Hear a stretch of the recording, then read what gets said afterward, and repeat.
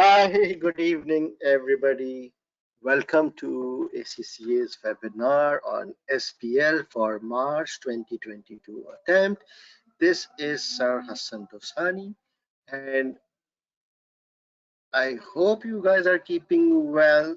And today is the second day of our webinar, which we started yesterday. So let's wait for a couple of minutes to allow our colleagues to join who are struggling. So 2 more minutes.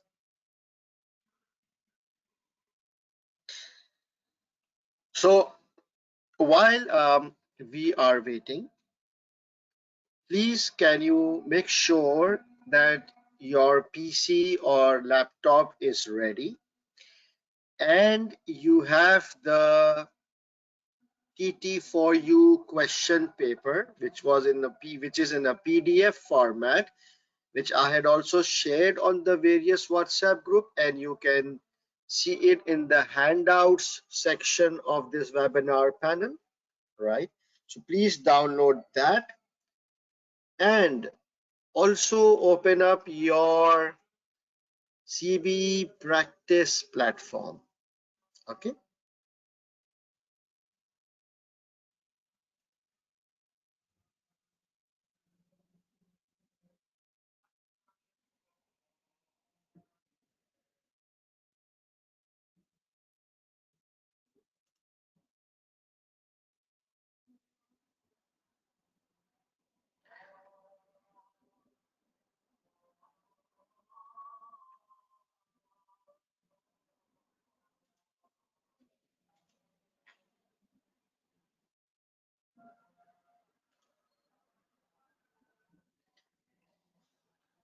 So there are like 180 almost students. So I need your confirmation that you are ready, your laptop is ready, you have the question paper with you, and your CBE practice platform is ready. Yes, please open up the blank workspace on your CBE platform, please. So because when I will start, then I will not like to stop for administrative disturbances. So please download this paper from the handout section or wherever is easy for you, and open up your CBE platform SBL blank workspace. Once you are done, please type done in the question box.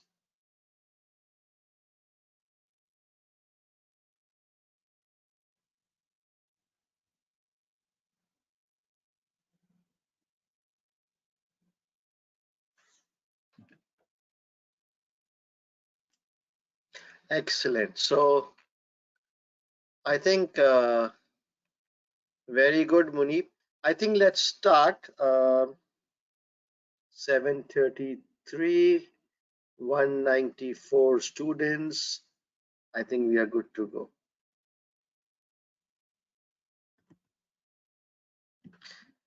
Please, can you confirm that you are able to see my screen clearly in which this SBL is written?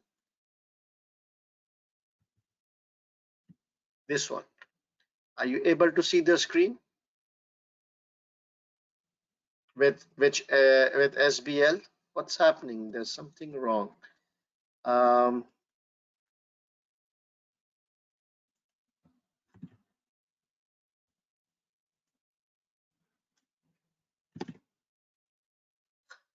Okay, so let's start.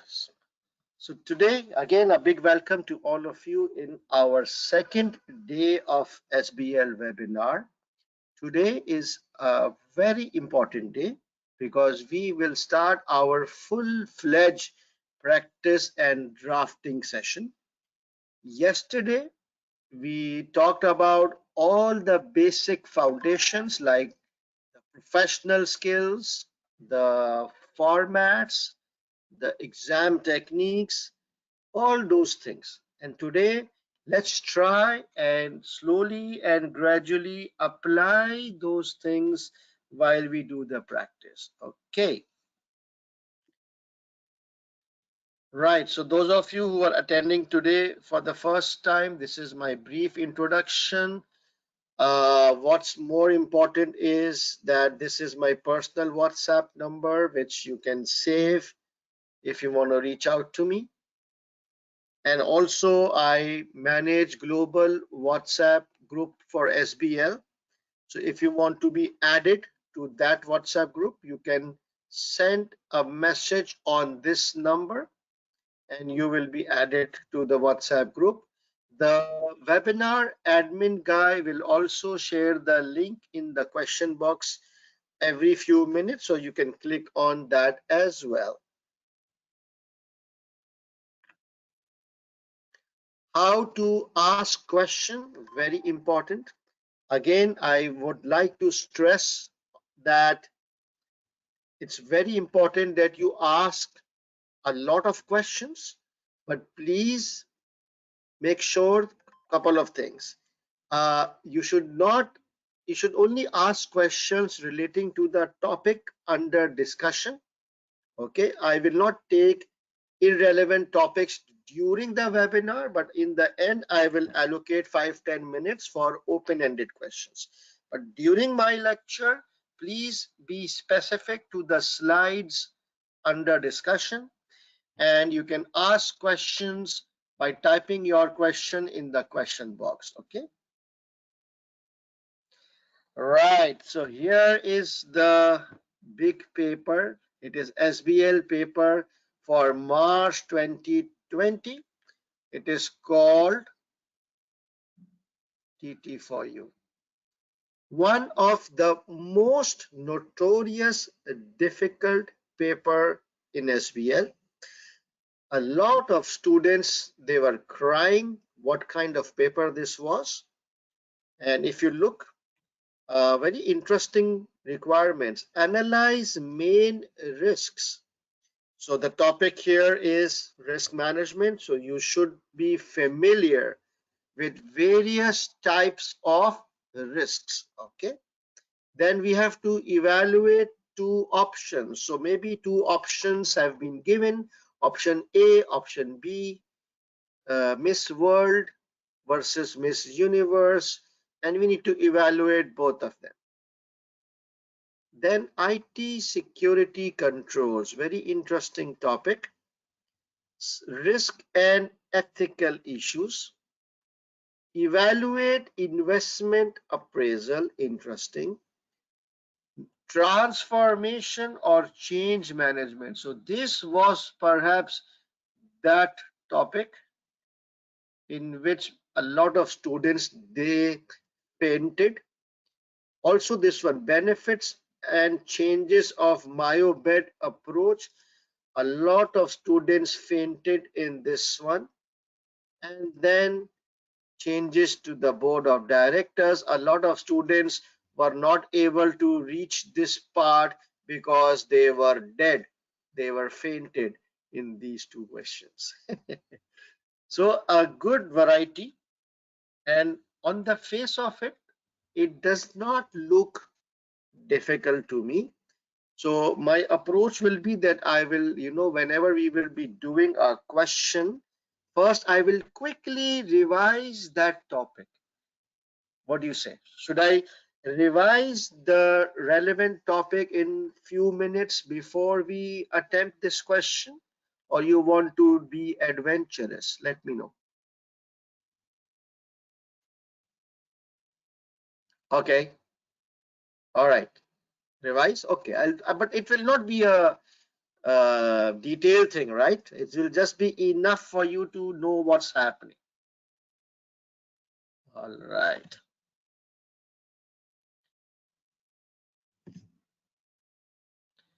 All right, let's move on. So step number one, you remember the exam techniques from yesterday? Our step number one, the moment we open our paper, we have to quickly copy paste all requirements on our CBE Word 2. So let's do that. Okay, so let me open my PDF.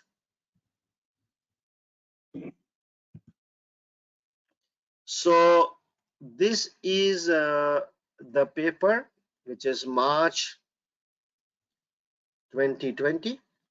And if you scroll down, this is the name is Tech there for you or TT for you, right? So the first step is we just immediately scroll down and we need to copy the bold requirements. So let me open up the CBE platform. Here is the girl. Where is strategic business leader? Here I will click on SBL. There is official resources, and underneath that there is blank workspace. I will click on blank workspace. I already have it open here. I will click on this one and I would say resume. So something like this will open up, very similar to the window which you will see in your real exam. The only thing is these exhibits are empty. Everything is empty. We will just use this word processor. So I will click on the word processor.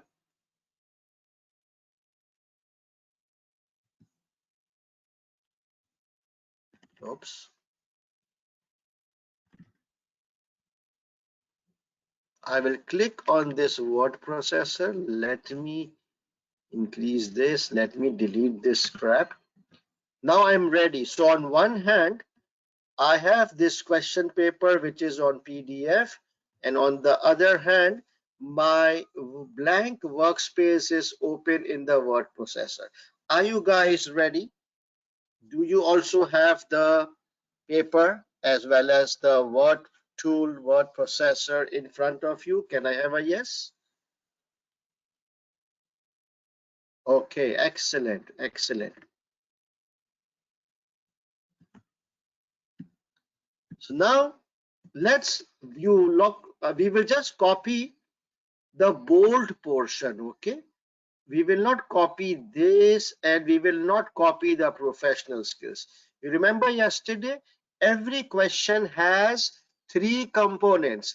The first one is the background, which is the unbold portion. The second one is the technical requirements, and the third one is professional skills. So we will just copy the technical requirements starting from A. So from here, just forget about the marks as well.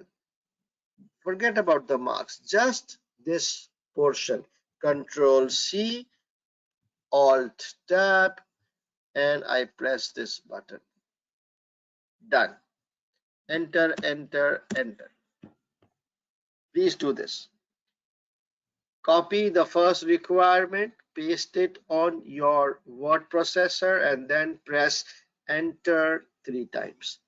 Again, I will go back, copy part B, Control C, Alt Tab, and press this one. Done. Enter, enter. Maybe 2 times is also enough. Okay. Enter, enter.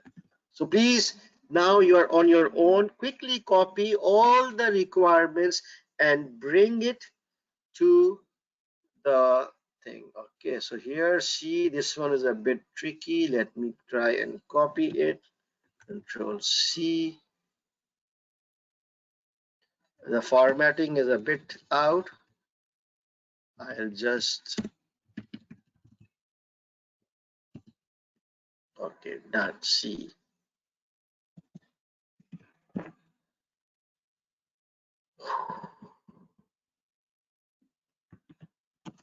So this one ABC is question number 1. So I will write 1, 1, 1. Okay, and then now this one is question number 2. So I will just copy, paste.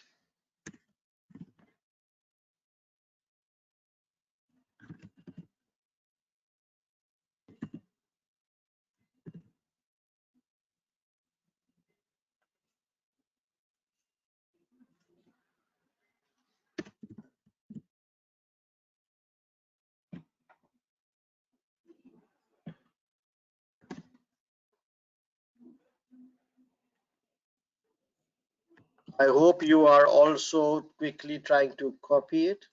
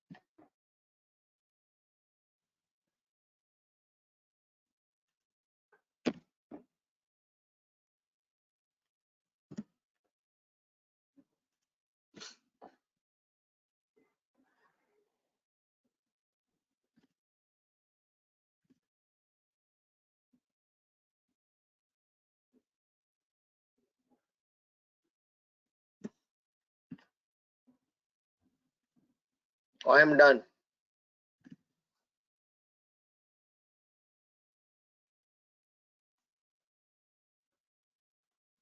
1A, 1B, 1C, 2A, 2B, 3A, 3B, 3C. Okay.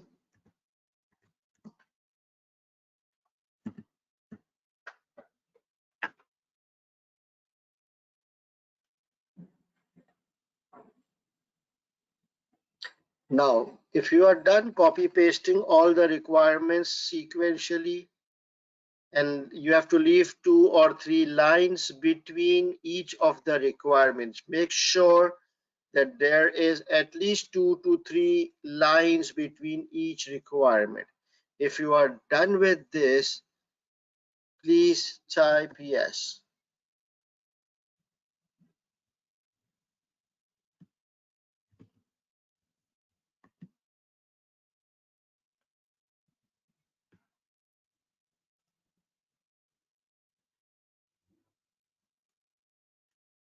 Very good, very good. Zahur is asking, we have to delete the requirements later on. No worries, not an issue. If you want, you can. Otherwise, if you don't, it's okay. Sir, will control V work? It normally, sometimes it works, sometimes it doesn't. It depends on the mood of the software. So you must be familiar with other alternatives to control V. Done? Okay. Now, okay. Now watch very carefully.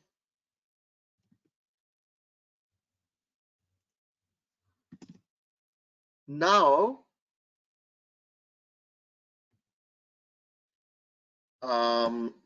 here. Now watch very carefully. Have you left spaces in between, right? Now select this entire thing. How you can triple click 1, 2, 3. Did you see? Bring your cursor on the thing. If you want to select the entire paragraph, 3 clicks on your mouse. 1, 2, 3. Got it? 1, 2, 3. If you want to select one word, then 2 clicks. But if you want to select the entire paragraph, then 3 clicks. Okay. Select everything, go to paragraph and select heading 3. It will automatically become bold and big and visible. So these are various formats of the headings. Let me try heading 4. It's a bit small. Okay, heading 3 is okay. Now this one, 1, 2, 3, heading 3. And then you select this entire thing, heading 3. Why am I doing this? Because I want the question to be very clear and visible to me. I don't want it to be hodgepodge and I'm struggling to find my question, because once you start doing copy pasting, it will become hodgepodge. So I want the questions to stand out.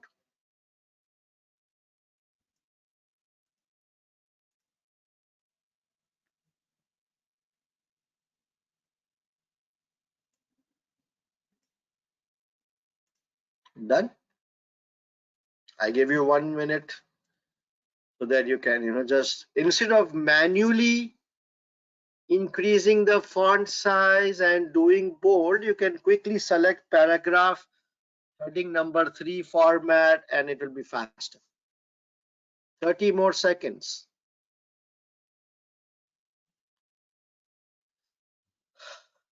Because this is your first time, it will take some time, but the more you practice, it will maximum all this will take 3 minutes. Copy, pasting, and bold if you are fast enough, if you have enough practice.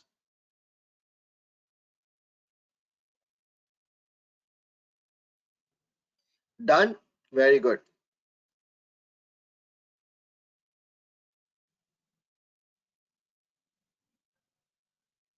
Very good. All right. Now after we have copy pasted, I want to read all these questions. Why? So that I know what has been asked. Why? So that when I'm reading the exhibits, I can then copy and paste the information under the right respective question. Very simple. So let's read. 1A says prepare briefing notes for the board which analyzes the main risks which threaten TT for you being awarded new contracts and retaining current contracts. Analyze the main risks.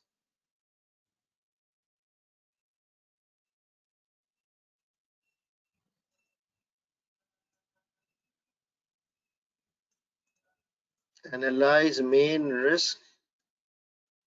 Okay, I'm not able to highlight, probably because it's a Word document. Okay, analyze main risk. Keep in mind that when we are reading the case, one of the question we have to analyze the risks which the business faces. B, prepare a section of your report which evaluates the two strategic options. So keep in mind that there must be some information about two strategic options. So wherever we find any information, we will bring it here. So main risks, evaluate two options. 1C, prepare a confidential email which advises on the actions which TT4U can take to ensure that the controls on the confidentiality of data operate effectively. Controls on the confidentiality of data operates effectively. It sounds like IT, data security, right? And discuss ethical risks and ethical issues relating to communicating the threat to the client Rex investment. So keep in mind that anything we find on security and data and about communicating with Rex will go under 1C. Prepare a section of a report which critically evaluates the investment appraisal produced by the finance guy. Very straightforward. We have to evaluate the investment appraisal. Prepare briefing notes, blah, blah, blah, which recommend how e-marketing can be used to attract and retain clients for the new cloud-based services. E-marketing of cloud-based services. Okay, e-marketing, the new cloud-based services. Looks like new product. Prepare a blah blah blah blah which advises her on the responsibility and activities involved in preparing for and implementing the transformation. So the CEO is planning some type of transformation. So we have to keep in mind transformation has to go here. prepare a letter to all employees which will be signed, blah, blah, blah, explaining the benefits of myobed approach. Wow. So wherever we see any information in the exhibits about myobed, keep in mind the main changes to the team structures and behaviors below board level, which the new myobed approach will require. Again, myobed. Prepare briefing note which advises the board on the changes required to the membership of the board. Aha. So what changes are required in the board of directors? So any information about the current board of directors would be helpful, and the information supplied to the board. So unfortunately, you have to try and remember, if not all, but few of the requirements. Let's revise: risks, two strategic options, data security and control, investment appraisal, e-marketing of cloud-based services, transformation. This one looks like myobed, and board of directors information to the board. Are you guys okay? Now we know what the requirements are. We have got a high level understanding of the requirements. Okay.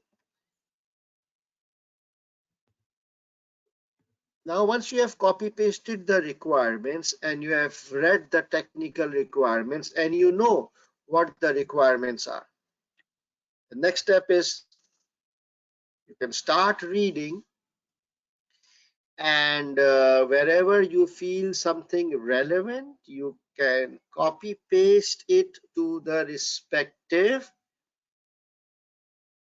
question. Now, but this introduction I will read, let's read together so that you get an idea of how to do it. Okay, so overview. TT4U is a firm. So what I'll do is I will highlight some basic information, and then we'll see. TT4U is a firm of information technology consultants founded 20 years ago. It's an IT firm. Okay.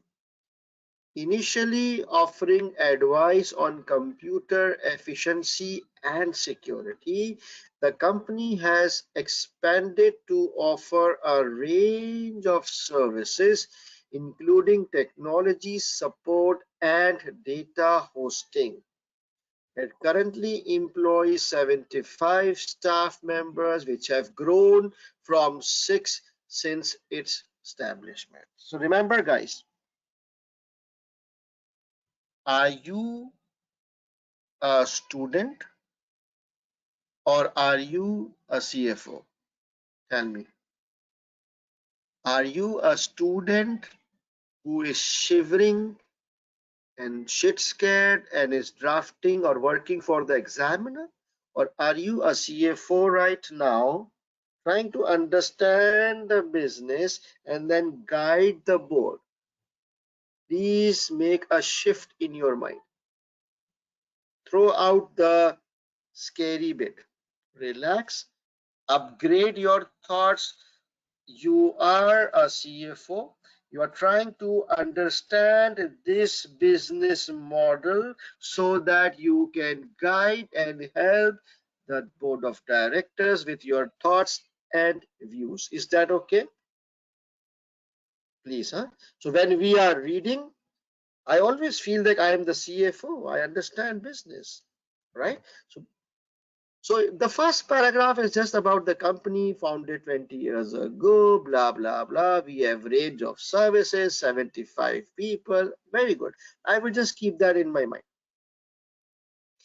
TT4U has based its success in the past on its good knowledge of client business and its ability to match, oops, no, I don't want to, and its ability to match the solutions it provided with business requirements. TT4U has had a diverse client base.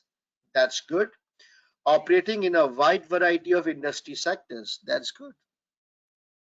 So in the past, our success was based on good knowledge of client business, and we have got a diverse base. Very good. It's just my understanding. The four consultants who initially founded the company remain on the board in key executive roles.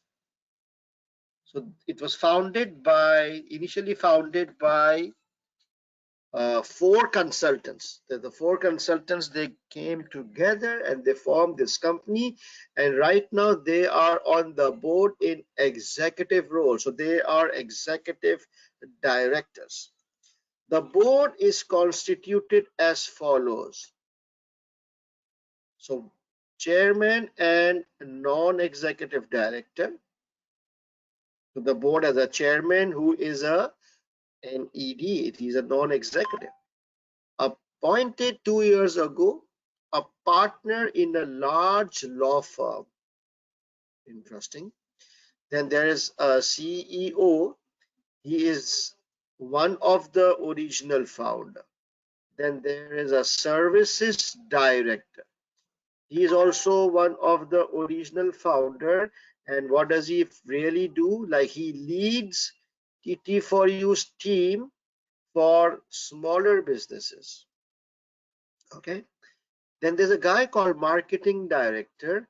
He is original founder and leads TT4U's team for larger businesses. Okay. And then there is a IT director.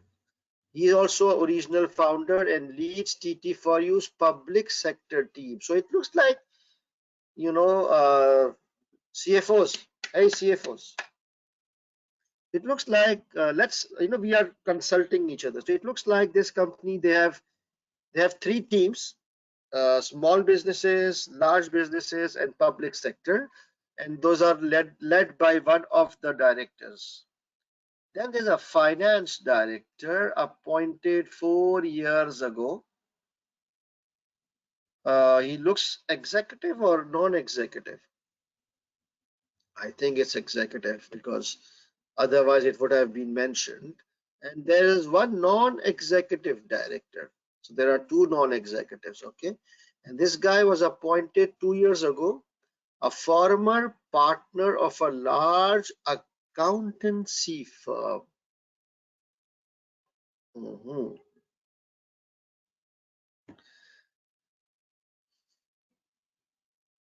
Below the board level, operational staff are allocated to one of the three teams serving particular types of clients. Teams are led by the relevant founder director of the team. Interesting. Now, guys, I have been given information about the current board of directors. Can I use it somewhere in my answer?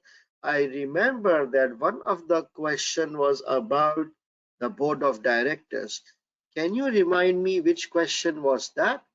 No, no need. It's not a test of your memory, right? But actually, I can just quickly scroll down. Myobed, investment appraisal, e-marketing, nopes, transformation, nopes, Myobed, nopes. 3C. Prepare notes advising on the changes required to the membership of the board. Very good. 3C. Now it's difficult for me to copy, right? If I control C and I paste it, I'm sure the formatting will mess up. So I will not do anything. I will just write here, refer to intro for beauty structure. Alas, this will remind me that when I will be drafting this question, I have mentioned a small note here, which I will delete later on, that refer to uh, intro for the board of director structure. Is that okay? Simple. Please do it.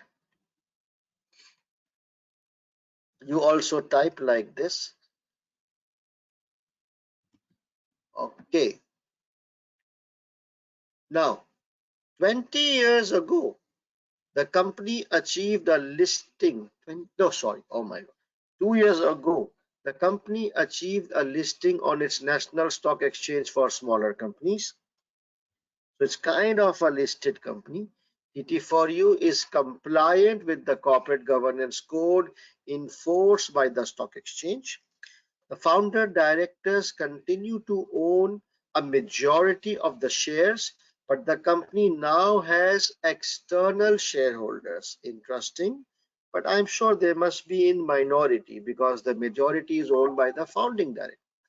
Some of these external shareholders have indicated that they would like to see the company achieve a full listing on the main national stock exchange within next 3 years. So they want to upgrade and be listed on the main stock exchange of the company. Right now they are listed in one of the smaller sideline stock exchanges. Interesting. Corporate governance. I don't think there is any direct information. Okay. TT4U CEO believes that TT4U needs to undergo an internal transformation in order to be able to retain clients and deliver the expansion required. She believes that the company's current structures are now insufficient to respond quickly enough to the changes in the external environment and meet clients' evolving demand. Very interesting paragraph. Why do I say it's interesting? Because I saw a word transformation, and I slightly recall that in my one of the question was about transformation. I don't know which one. So quickly, I have a bad memory. Transformation.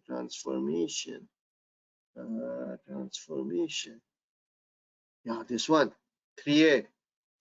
Prepare an email which advises her on the responsibilities and activities involved in preparing, implementing, Okay, and prepare which will be some of the benefits. Okay, so let's control C and paste it here. Okay, please do it. Because I saw the word transformation and here the requirement was about transformation, I have just brought that information here.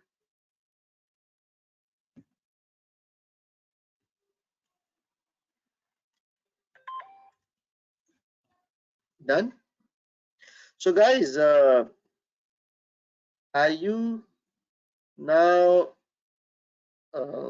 getting the idea of how do we do referencing? This activity, I personally call it referencing, that I'm reading the scenario, I'm reading the exhibits, I have kept the requirements back of my mind, and when I see some key words, I just copy and paste. Referencing, this is how I am linking with the exhibits. I am utilizing some information in my answer. Now you get a hang of it? Good. Let's continue. You see, there's no need to highlight here because it's just a waste of time. You see, I'm not highlighting here, although there is option. It's just a waste of time. I just copy pasted this, and whatever I want to do, I will do it in my answer sheet. Now, TT4U's board has decided to engage an external consultancy firm, Stubfield, to help in evaluating various strategic options and advising on directors. You are the leader of the team from Stubfield, responsible for producing sections of a report and various documents. So this is my role. What's my role? I'm the leader of the team from Stubfield. Very, very important that you keep your role in your mind. So can you tell me, am I an internal person or am I an external person? Yes, very good. So throughout all the questions, my drafting, my tone will be external because I'm an external consultant. Very good, guys. Very good.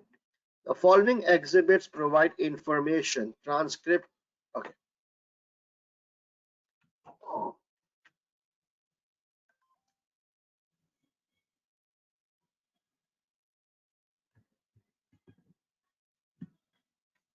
So far, if I look at my answer, I have found something relating to transformation and I have found something relating to the board of directors.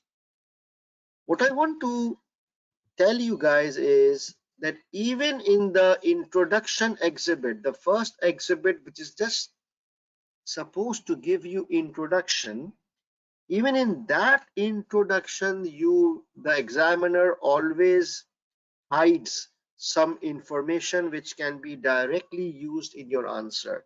So never underestimate the introduction or overview page. It always contains some bits of the answer, right? So now, CFOs, did you understand their business model? Let's visualize. Let's put ourselves in the company's shoes. So we are the consultants, right? We are the consultants. So this is an IT company I'm just founded 20 years ago by four idiots, and now after 20 years, they have grown substantially, right? They provide a whole range of IT services. They are currently listed, but in a small stock exchange, and now they want to list themselves in a larger stock exchange, and there is some transformation which the CEO believes that might be required, this paragraph, right? I think pretty straightforward. Any questions? Yes or no? Any questions? Easy, right? So far it's easy. Remember, this is one of the most difficult case or exam in your SBL history. We don't have to paste marks and all. Fatima, did I paste the marks? No, right? So please don't ask such questions that do I have to paste marks? If I haven't pasted, it's understood that it's not supposed to be pasted. Right. Let's move on.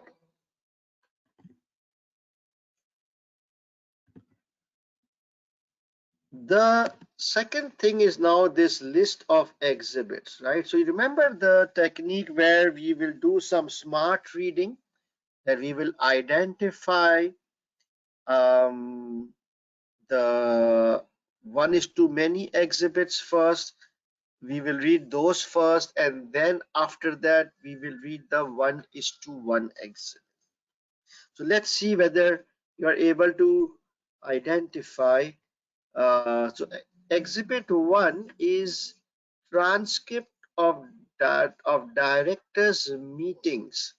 So it's like directors minutes, board minutes. What do you think?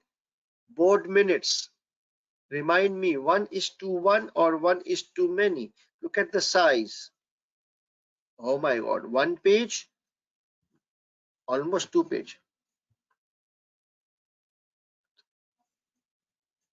1:many? Yes, definitely, because it is director's transcript. I would mark it as 1:many. Next,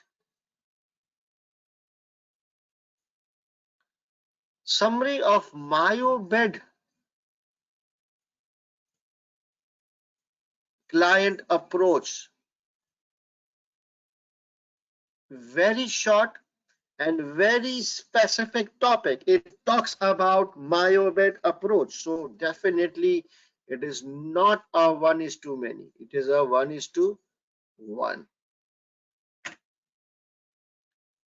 Now listen very carefully. Watch very carefully. Huh? Very interesting. So this is 1:1, right? This is 1:1. What is the exhibit number? Exhibit number 2.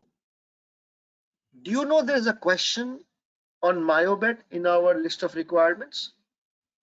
Let's go there.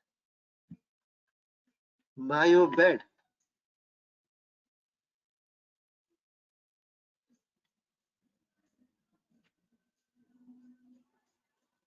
Myobet. Please write here EXHIBIT 2. Alas. Please do your cross-referencing. So I saw a 1:1 exhibit on Myobet, which is exhibit number 2. So quickly come back to your sheet and make this here that when we do this question, I would like to read exhibit 2. Easier? Now life will become easy for you. Next one. Blog on IT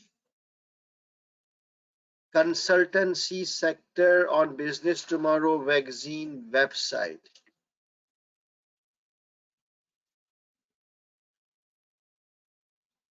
I'm not sure. It is not short, not lengthy.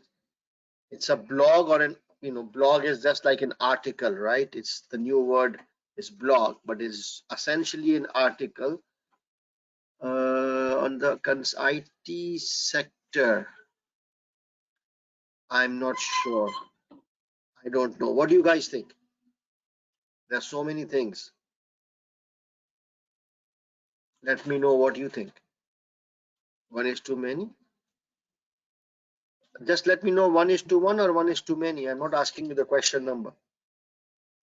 I think 1:many would be safer. You remember I had said that if you're not sure, then mark it as 1:many, and we will move on. Now, extract of results of client survey. Did you see any question on client survey?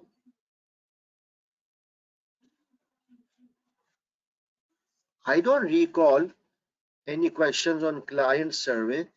Do you guys remember seeing a question on client survey? I don't think so, right? Client survey. I didn't see this word in the requirements. E-marketing, it was not client survey. It was about cloud services. Okay, let's check out.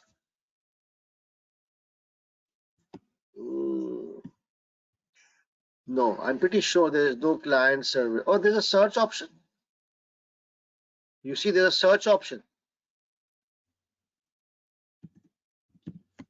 I just type client, find. Could not find. So there is no client word on my Word document. You see, I just searched it. Let's search Myobet. Wow.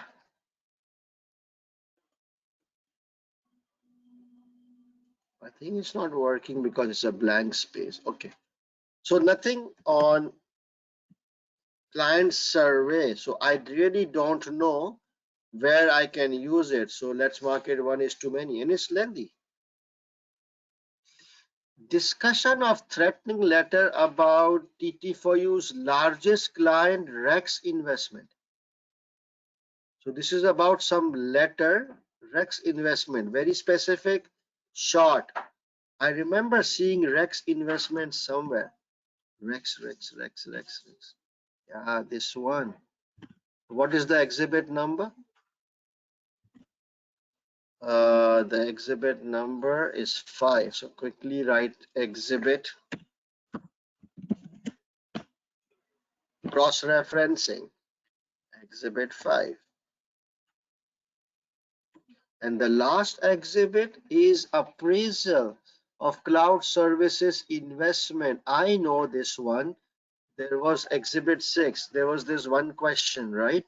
On investment appraisal, this one. Right? Quickly write EXHIB 6. Done. So we have identified the 1:1 exhibits. We have identified the 1:1 exhibit and we have mentioned the number under the respective questions. So 2A, we can use exhibit 6. For 1C, we can use exhibit 5. For 3B, we can refer to exhibit 2. For this one,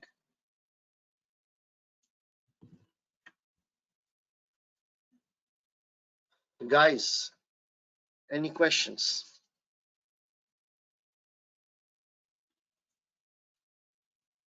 Why are we using exhibit 6 for 2A and not 2B? Yes, you are right, Madhu. I also feel it's 2B, but we can decide it later. It's not cast on stone, right? As long as I've mentioned it there, I'm okay. It's easy, right? It's easy. Is it really complicated? No, because I have made a list of requirements. I have brought all the requirements on one page and I read it twice. I high level remember what the keywords were. And while we are reading, I just cross-referenced.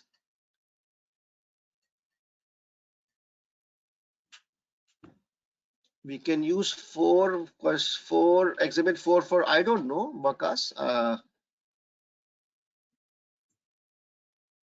Can we start any question? No, you have to follow the sequence. What about professional marks? Wait, Zahur, I know all about professional marks. Right now, I'm just referencing. I'm just trying to link with the case. To hell with professional marks, to hell with format. Right now, I'm just trying to grab some relevant information from the scenario. If you try to do so many things at once, you will be dead. Okay, so relax. Just try to link first.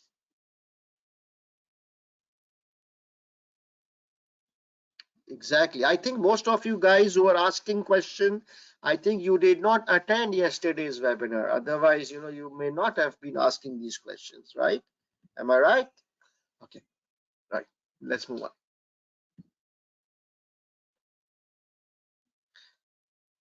Okay, so now as per the technique, once we identified 1:1 and 1:many, we are supposed to read it, right? So we will first read 1:many. So we will skip this one, and then we will read this one, and then we will read this one, and then we will skip this one because it is 1:1. We will skip this one because it is 1:1. So 3 many and 3 1. So now guys, let's start with exhibit 1.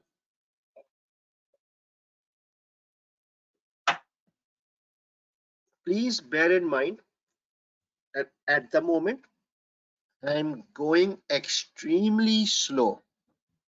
Why?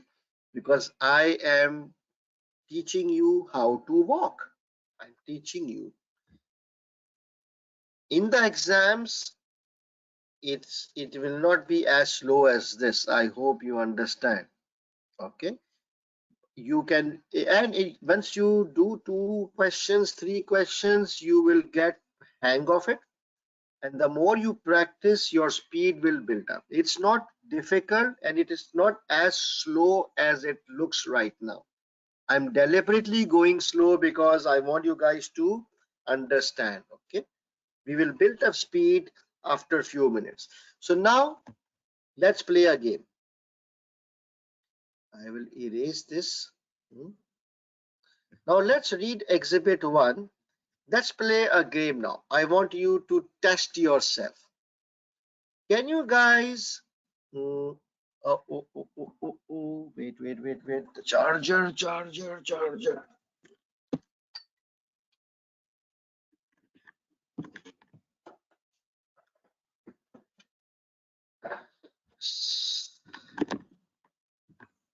Just a second, guys. Ouch.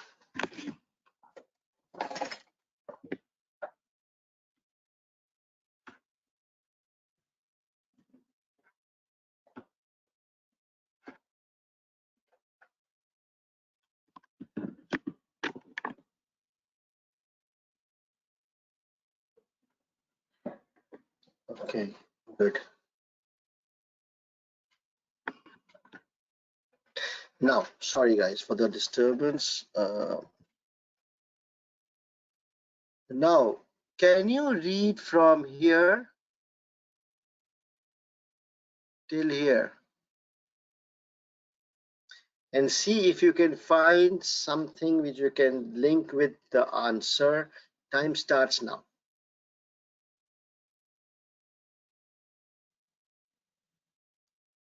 Think like a CFO. When you are reading the minutes, you are a consultant or a CFO, a seasoned senior person, not an idiot student.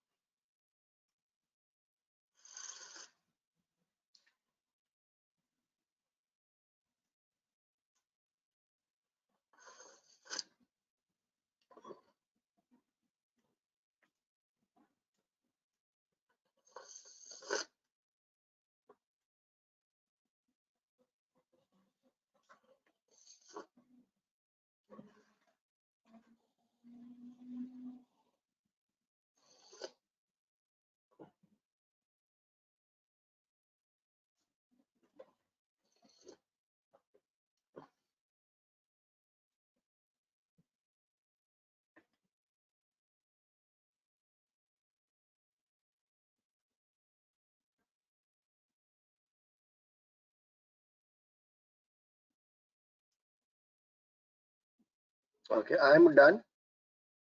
Once you are done reading these three paragraphs, please type done. I will wait.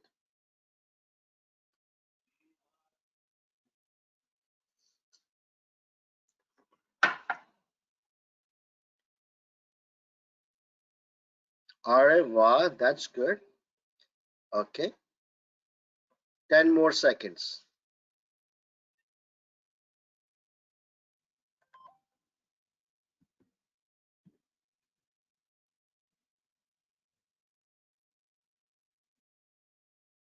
Were you able to find something in this paragraph?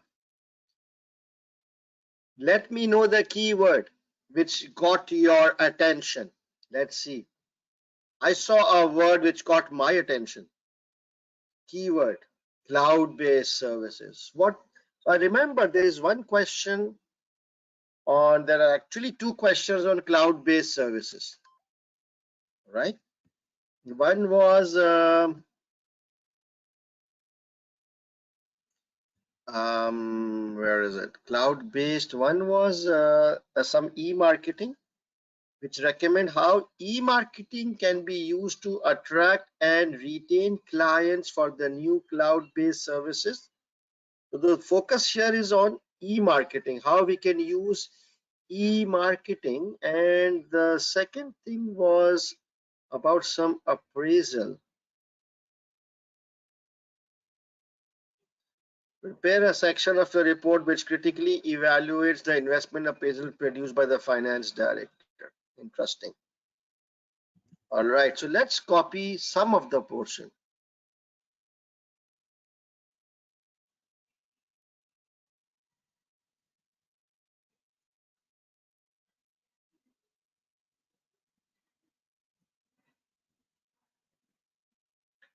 Okay, let's copy this, then we will decide it. Control C. Where do we paste? I don't know, maybe it can go under investment appraisal, and it can also go under the e-marketing. So there is no harm in pasting it in both places. You see, I was not sure how or where I will use this, so I pasted it under both possible requirements.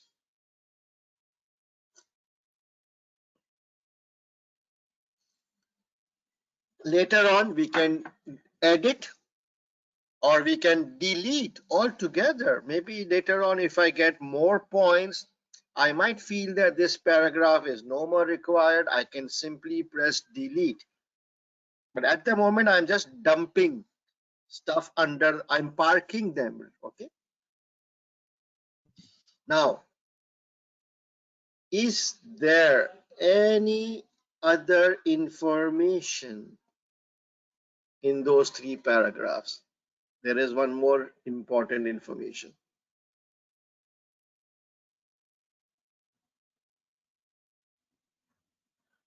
Anyone? अरे वाह, Hamad Ali, good. Hamad Ali is saying we are too reliant on existing customers. What's wrong with that?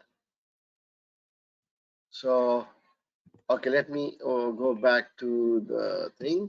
It says this sentence has got, they feel that we are too reliant on existing business from our long-term clients. Is this a good thing or a bad thing that we are too reliant? You see the stress word? Remember yesterday I told you there are stress words like extremely, very, notably. So we are too reliant on existing business from our long-term client. Is this good news or bad news? So, Ms. CFOs, why do you think it's bad news?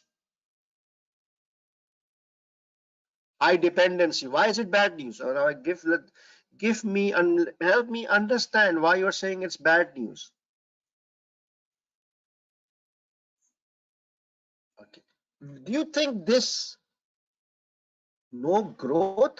No, that's not a good option, not a good logic. Because there's high dependency. If one of them goes or one of them gets bankrupt, we will lose our revenue. So is this bad, right? We all agree this is bad. Can this cause damage to us in future? Of course, it's bad, and bad things will or may harm us. And now listen very carefully. It's a bad thing? Yes. Do you think this bad thing may affect us adversely? Yes. Risk. Risk. So do you know what a risk is? What is the meaning of a risk?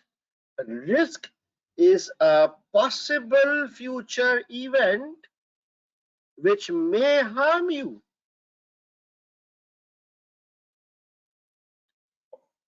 Put all your eggs in one basket.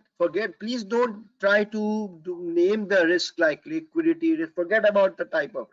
Is it a risk? Putting all eggs in one basket, too reliant on few customers. It's a risk. It's bad strategy. Can we just copy paste? Just copy that we are too reliant. Just copy this whole thing, Control C. Was there a question on risk somewhere? Something which may cause damage. Yeah, question number 1. Analyze the main risks. Paste it here.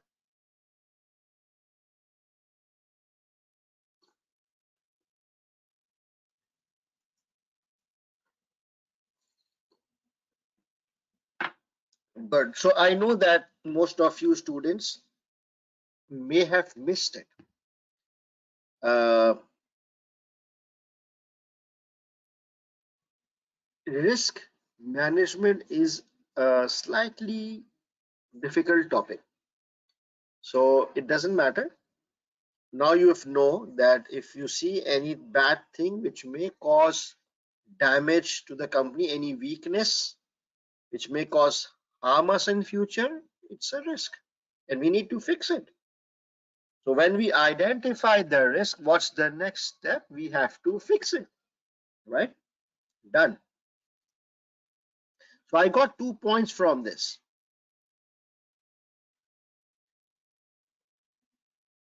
Now, can you read this paragraph and see whether something important is there? Otherwise, we can move on.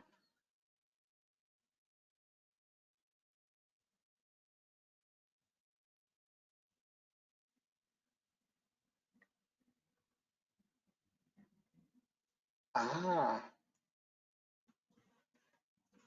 what do you say? One sentence was of my use, the rest was bullshitting. The finance director feels that the payback period is just outside the 3-year limit that we set. Where can we use this information? Payback. Investment appraisal question, right? Quickly copy this sentence, go to your this one, 2A.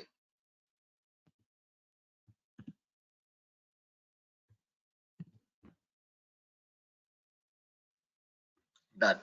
So I've got my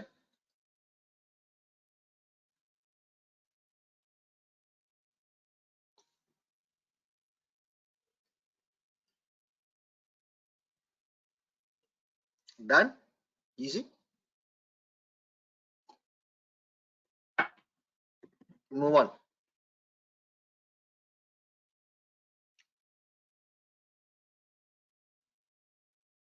Now, guys,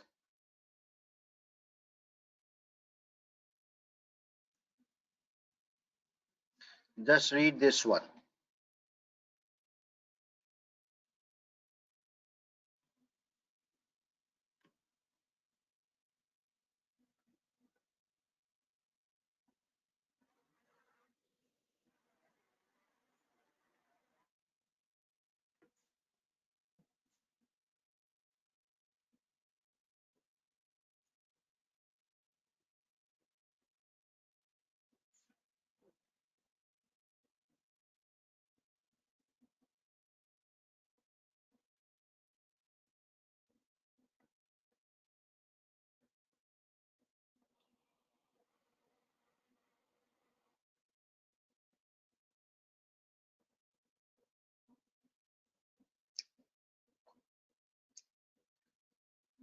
Where can we use this sentence? Rex is a very difficult client, and there's a stress word.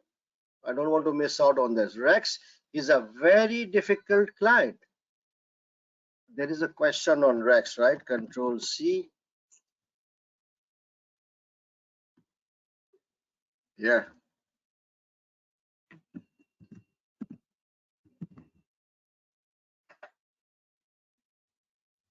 Okay. And then anything else, or you're good? What about this? I think our launch of these services, which services? I think they're talking about cloud-based. I think our launch of these services must make a big impact as a means of attracting the new business we need. Okay, I can leave it as well.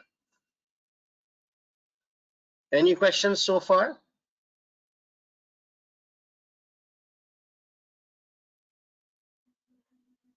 My friend Fahad, please don't type in Urdu. I don't understand Urdu. मुझे उर्दू नहीं आता.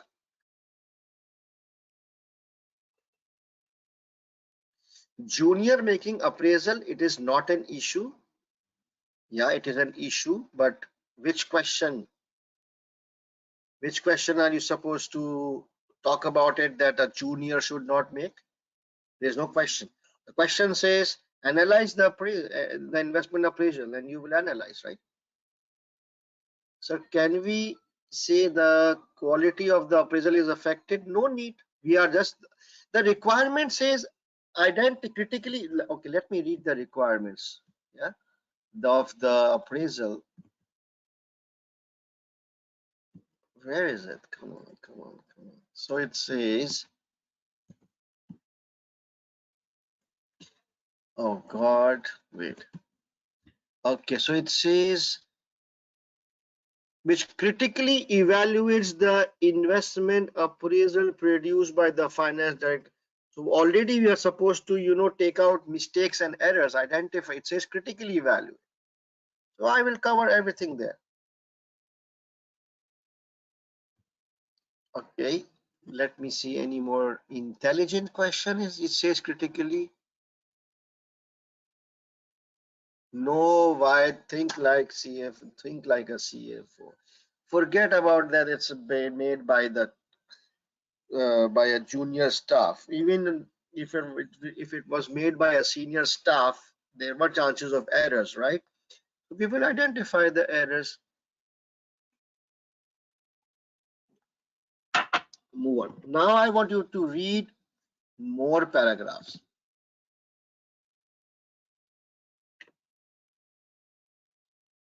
Now you should read from here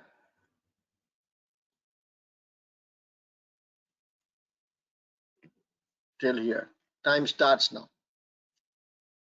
Also keep in mind who the speaker is, okay?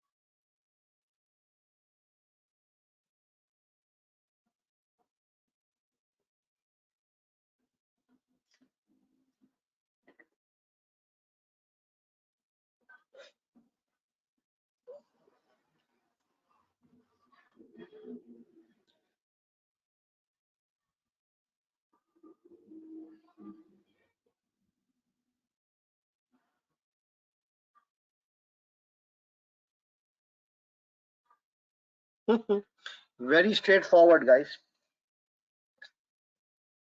Once you are done, please type done.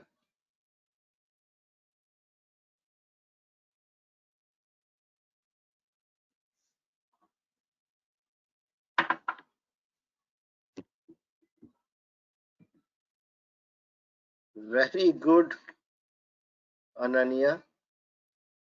What do you think? Tell me the question number. Tell me the question number.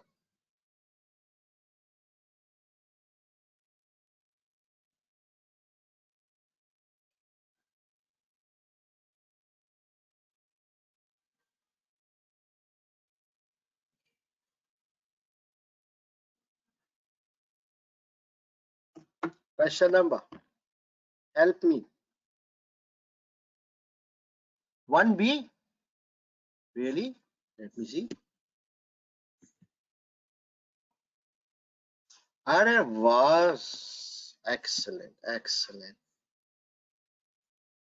So option 1.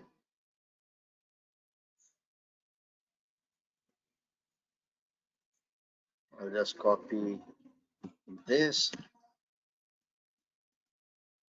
paste, enter, and then the government. So this one was about Internet of Things, and this one is about government sector work. Control C. So these are the two options. So we have the data now, and then we will add our comments later on. Very simple, right? Easy, easy peasy.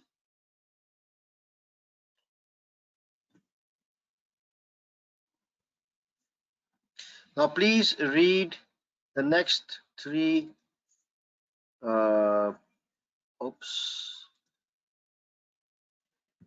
next three paragraphs. Time starts now.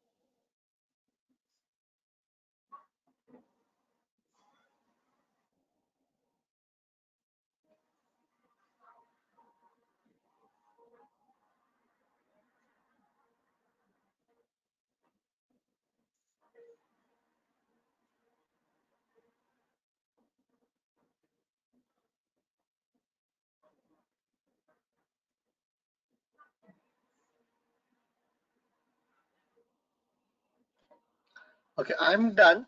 Take your time. No hurries. But I can see three different things. If you are done reading, please type done. And then we will discuss which question we can use.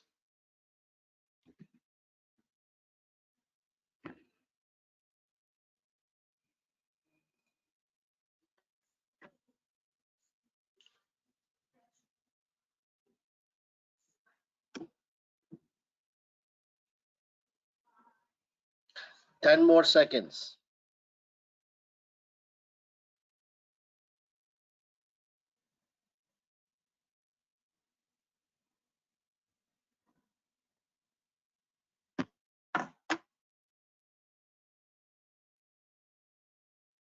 I don't know, Jovita. All right. So the first one, recent client survey. We haven't carried out a survey like for this for some years. It highlights the need to transform our business to bring our clients closer to us. I know there is no direct requirement on client survey. I'm very confused. There's an exhibit on client survey, there's information on client survey, and I really honestly don't know where to use, but okay. Transform our business. I saw this word. Maybe we can park this sentence under the transformation thing.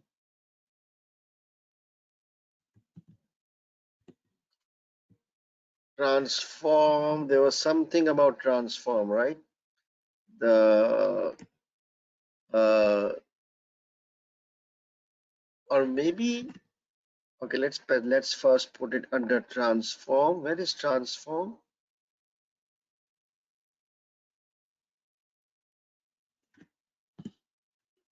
Yeah.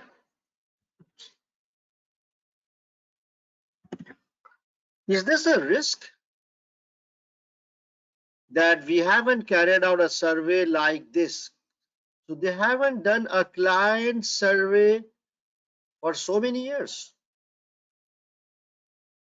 Is this a risk? Can this harm the business? in some way going forward? Do we need to fix it? Aha. Yes. So, all good businesses, they like to do regular customer surveys and feedbacks, and they want to be in touch with the customers. So, can we also, use this um, in risk? Let's copy paste it in risk as well, and then we will decide. It is a thing which is not good, right? Not doing customer surveys, it's a risk. We might lose touch with our customers. Okay. This approach is based on building open sharing relationship with clients, motivate, blah, blah, blah. Mayo bed, right? Control C. Where is Mayo bed?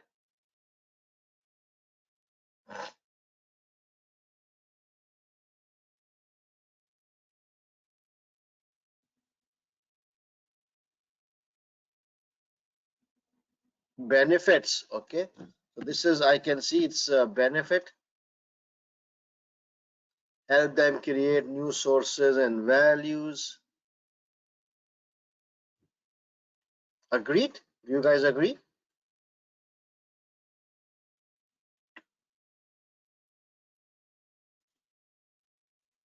Okay.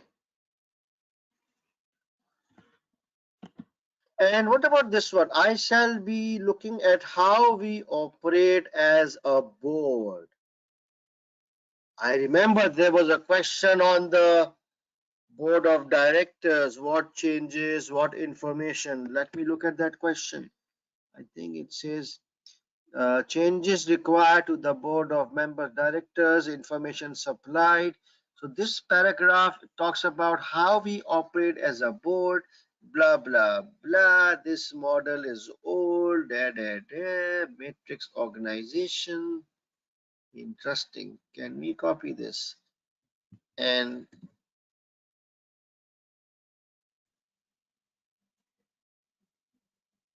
you see, because I saw the word board, how we operate as a board, maybe there's some other question.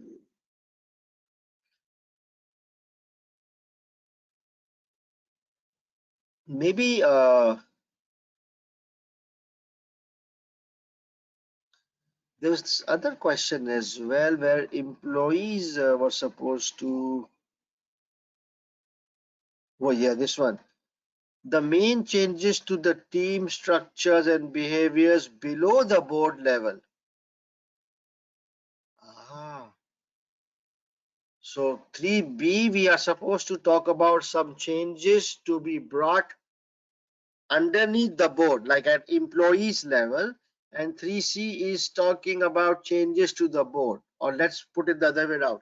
3C talks about changes to the board, and 3B talks about changes to the hierarchy, the employee structures.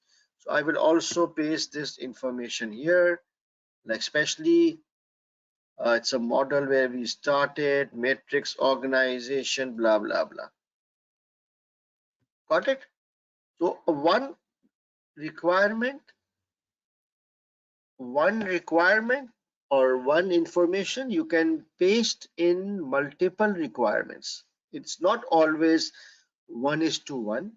No harm in pasting, and then later on we can delete if we think that it's not appropriate in that place, right? Can we consider it as a risk? Yeah.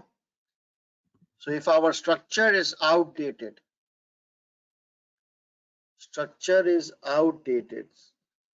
that's a good point, that it's a risk that we may not be appropriate. Yeah, good point. So let's put it, take all this, copy this, and let's put it under risk as well. that our structure is inappropriate. And obviously, if your structure is inappropriate, what's the impact? How it can affect your business adversely? I pasted this point in 3 places. Number one, as a risk. Number two, changes to the employee and the team structures below the board level. And number three, changes to the board of directors.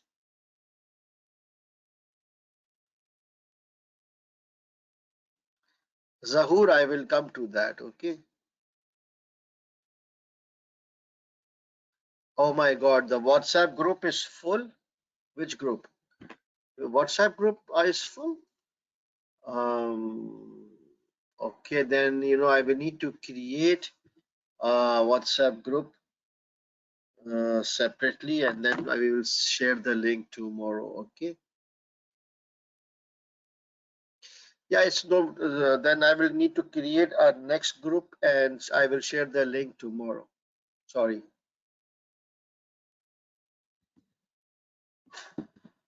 This is last. Okay, so I'm tired now. Please read this and then we'll go to a break. Time starts now.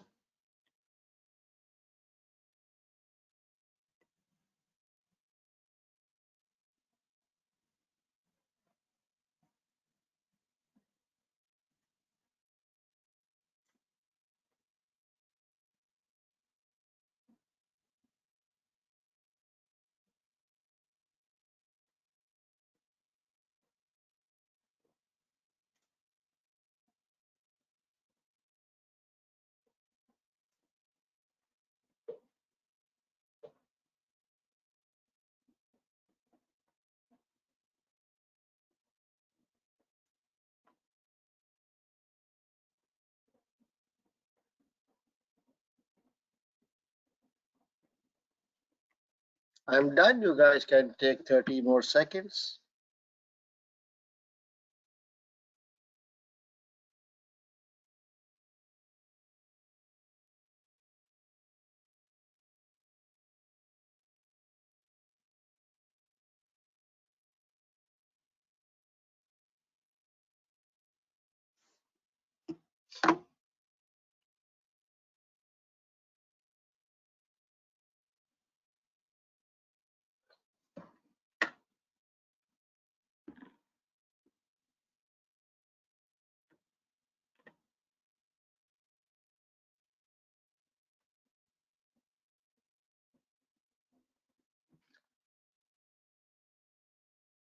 Ten more seconds.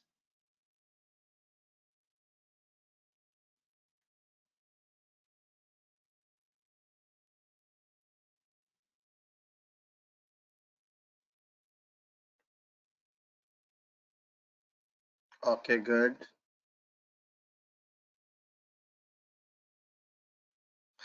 3C is related to clients. No. Okay. Staff, information about staff, then teams. I saw this word teams. I remember there's one question on how to make changes to the teams, right? So, which question was that in which we are supposed to suggest changes to the teams? I think it was behaviors and teams. Let's paste it here. And this one says we need to considering the current state of relationship with clients as an agenda item every board meeting. We have to develop KPIs beyond blah blah blah. We have an idea. Where can we use this? That the board is now saying that you must have this information. We must put this item in our agenda, in our regular meeting agenda. Can anybody tell me? I saw a requirement. 3C, 3C, yes. You see, if you read the requirement, 3C, changes required to the information supplied to the board. So now the board is saying that we also need this information, that information. It's, we know the current information is not sufficient. Very good.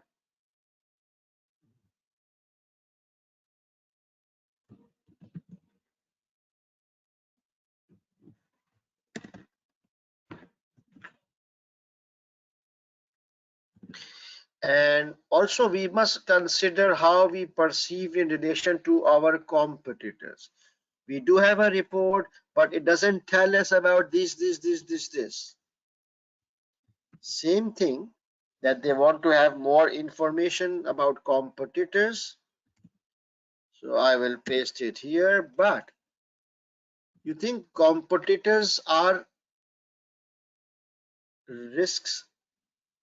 Does competitor pose any kind of risk?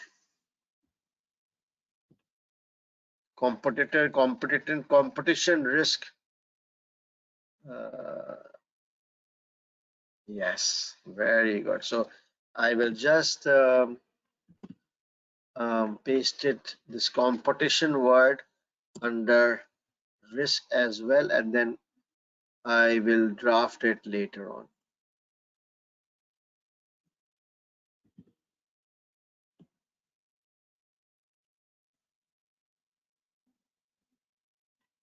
So we are done with the most lengthy exhibits. If you see, the rest of the exhibits are quite smaller, all one pager.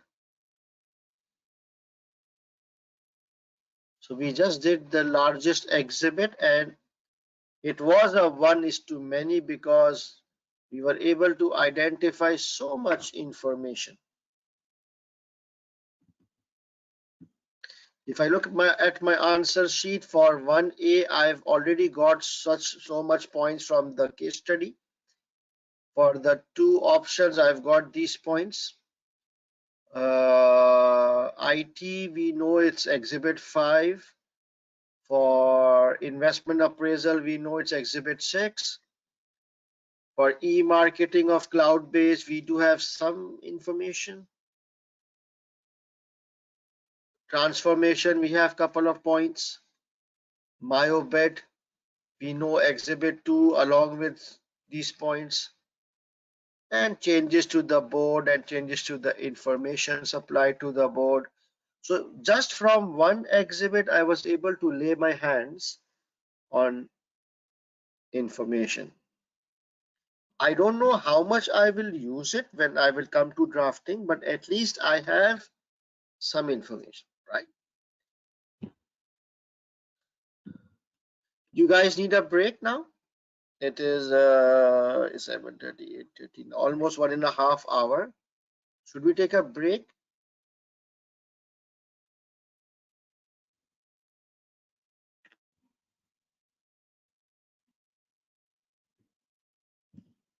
Yeah, okay. So it is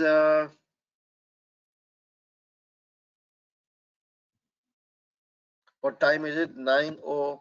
It's 10:05 to 10. 15 minutes break will be 10 to 0, right?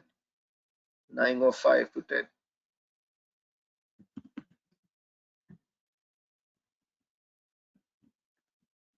Okay, guys, time starts now.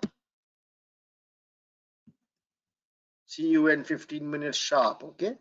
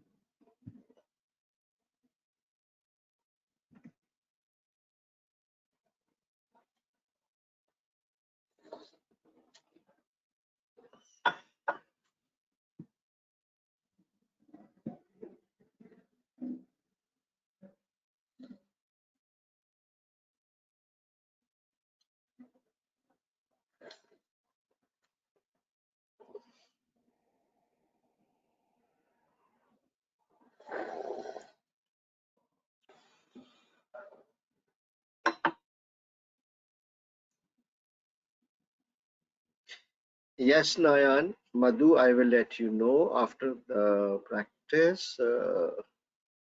WhatsApp link I will share tomorrow because I will need to create another group. You'll get the link tomorrow.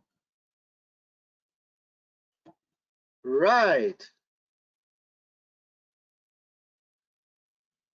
No, Amir, it's not.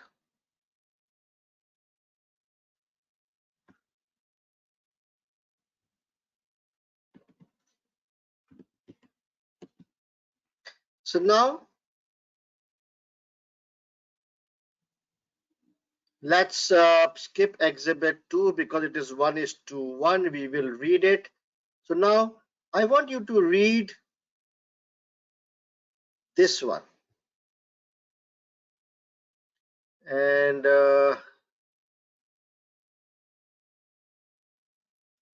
please, I think now, can you read this full? Let's see. If you're able to read this fully and identify some keywords from your answers point of view, time starts now.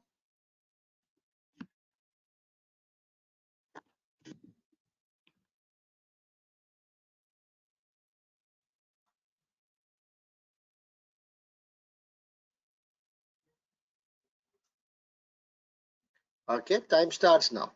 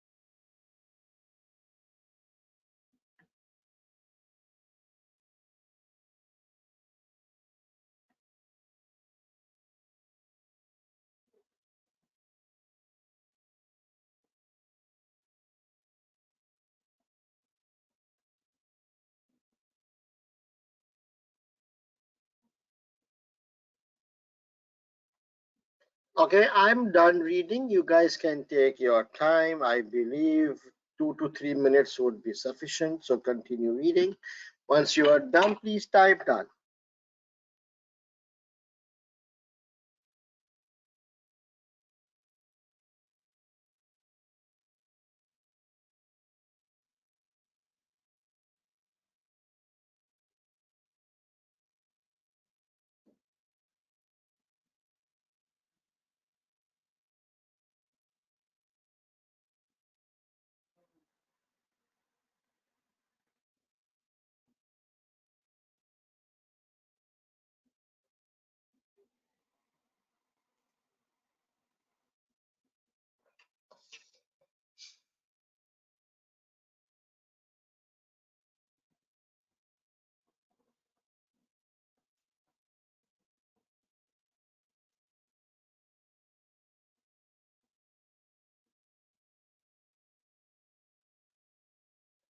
Two more minutes.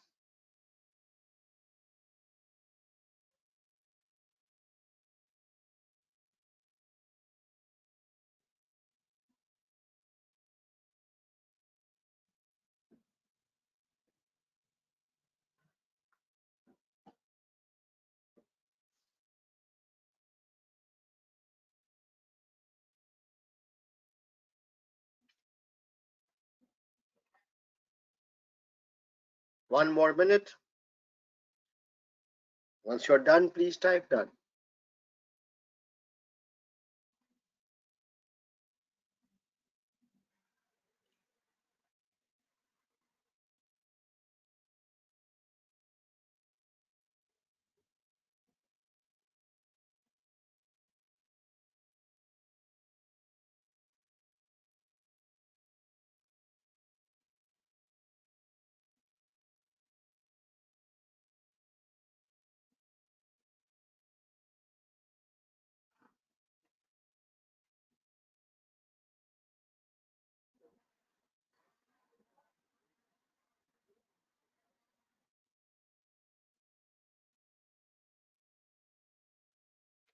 Thirty seconds. Yes, Nayan.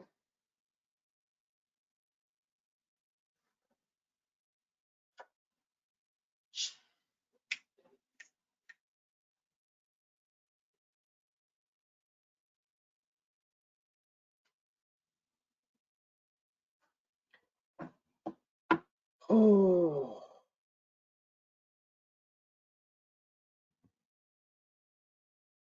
All right.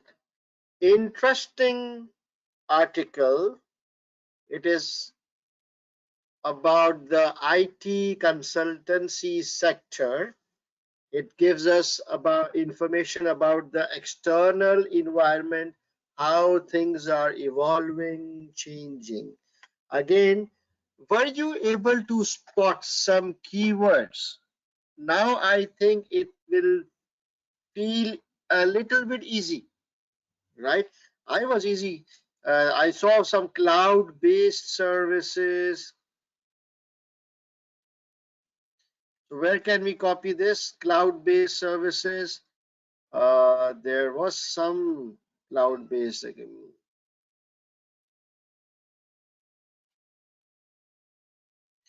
There was something on cloud-based, right? There was some exhibit.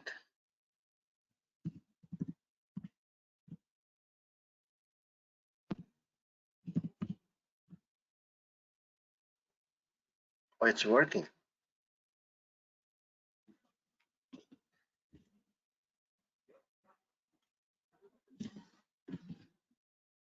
I'll just copy this here and then we will look into it later. Cloud. What about Internet of Things? The entire thing will go where? Control C. Internet of Things was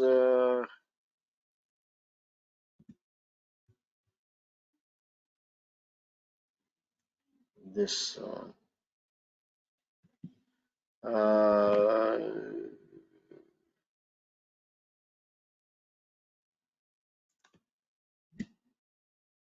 Okay, and this one was for the government contracts. Okay.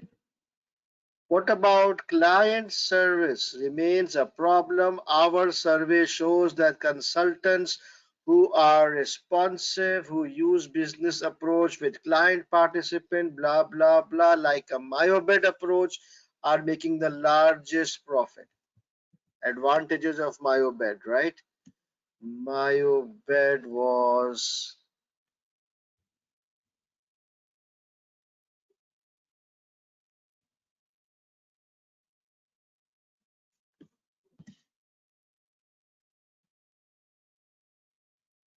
okay. Advantages of myobed. What there are more long-term government sector contracts. The government sector.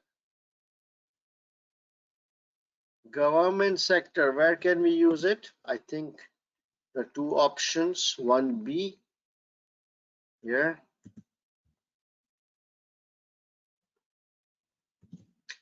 And it says ultimately firms cannot take for granted any of their clients. Many firms have been long-term, have seen long-term relationships, and I think this was a risk, right? Long-term dependency,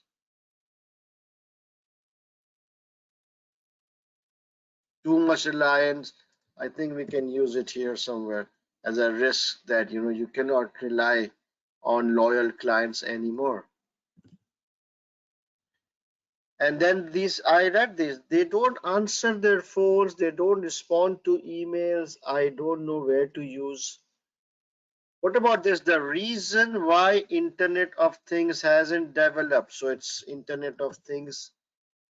Internet of Things was 1B. This one.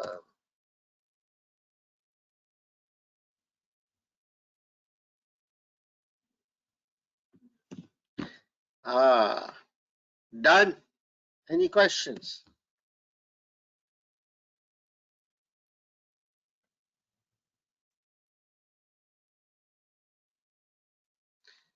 Any questions?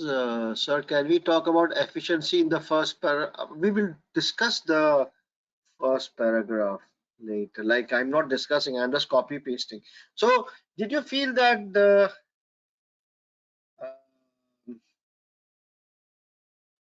comment email 1C? 1C is about what? 1C. 1C.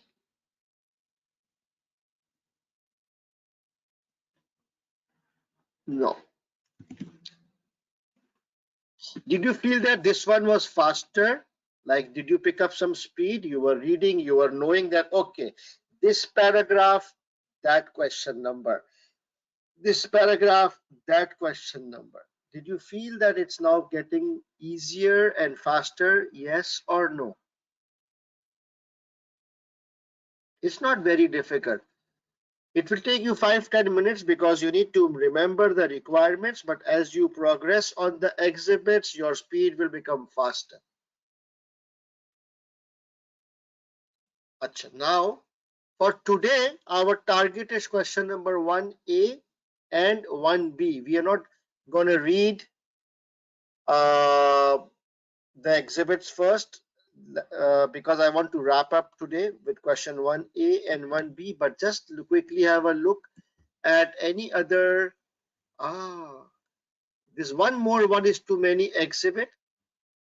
It says extracts of results of client survey. So do you know what a client survey is? We're not going to read this in detail.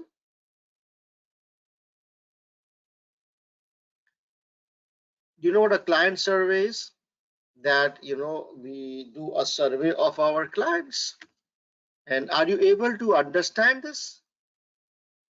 Service provision, flexibility, excellent, good, average, poor. These are the percentages and these are the comments. Innovation, these are the percentages and comments. Can you let me know? So there are 1, 2, 3 about TT for you, and then about staffing, knowledge, responsiveness, proactiveness. So 6 criteria. So in TT for you, these 3 criteria, which one is the poorest?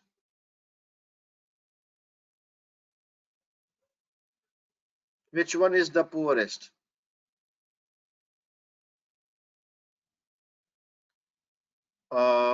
I think the baddest is innovation.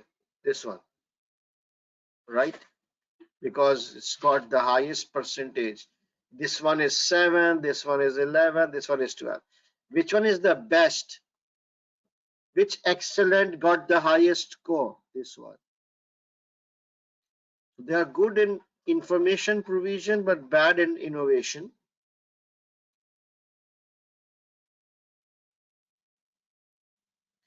And any comment which we can directly use in our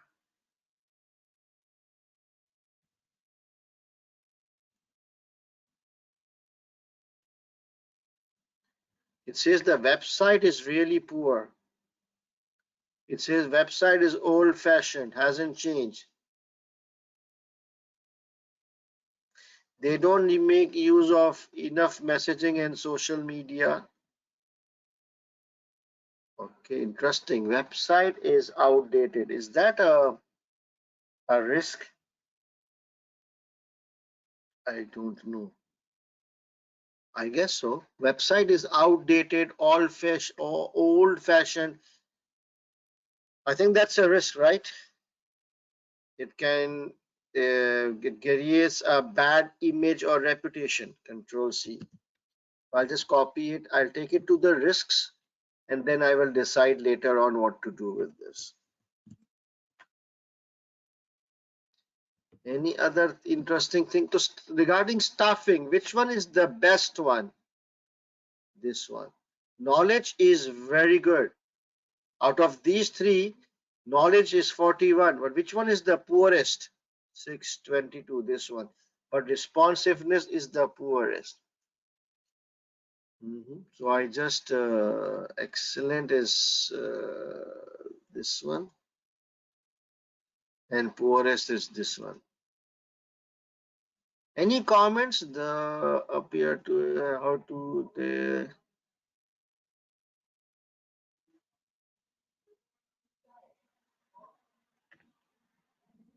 this is all poor client service. So we know that our client service is already poor. We already have that point. Okay, done. So I've got an idea. Just a quick glance. Okay, done. Now, supposing we have read the exhibits and now we are moving towards drafting, right? So before drafting, this sheet is ready, 1A, 1B. Today we'll just do 1A and 1B, okay? So now before drafting, I have to read the entire requirement again. So if I'm going to start with 1A, I need to read 1A properly. I have not read the entire requirement. I just read the bold things. So I need to first read the background, the bold and the professional marks, look at the marks, decide the number of points, and then I will start. So at the first stage, our objective was just to link. I did not look at the professional marks or the formats or the background. I was just linking. Now I've got all the data from the exhibit. Just right before you are about to start your drafting, let's look at question number 1 in proper detail and then we can start. So question number 1A. TT4U CEO is concerned about the possibility that major contracts will not be won or renewed. Oh, and would like your views on what the main risks are. You think losing contracts and not winning new contracts is bad and it's a risk? Yes.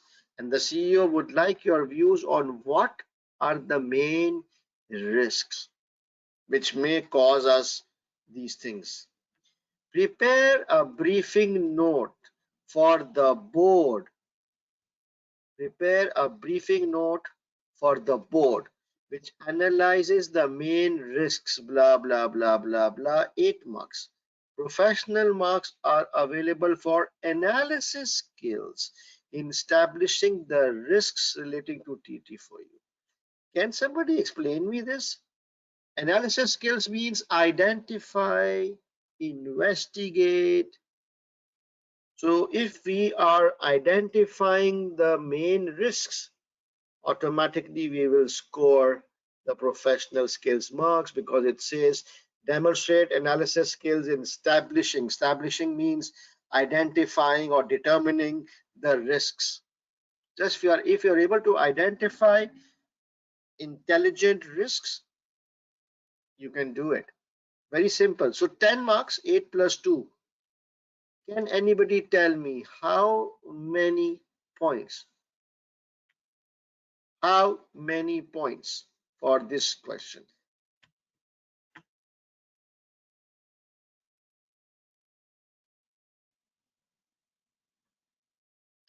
Who the hell is saying 4? Who is saying 8? Are you guys crazy? Did you not attend yesterday's webinar? For God's sake. Yeah, it will be 8 plus 2, 10. 10 is total marks. Divide by 2 is equal to, we need to identify 5 risks. Now you remember yesterday's lecture in which I said there are some questions which says identify risks and give recommendation. Those kind of questions we divide by 4. But in this question, the examiner is not asking you for for recommendations. They just want you to identify the main risks. So just 8 plus 2, 10, divide by 2 marks, 5 risks. What's the format? Briefing note. Analysis skills, 5 points. Okay, all set. Please quickly make a briefing note right now, recalling yesterday's lecture. Who should it be addressed to? What's your role? Subject, date, introduction, closure. I give you 2 minutes. Your time starts now. It has to look hot and sexy. Okay, no compromise on that. You start, I will just feed the cats. क्या चाहिए मम्मा?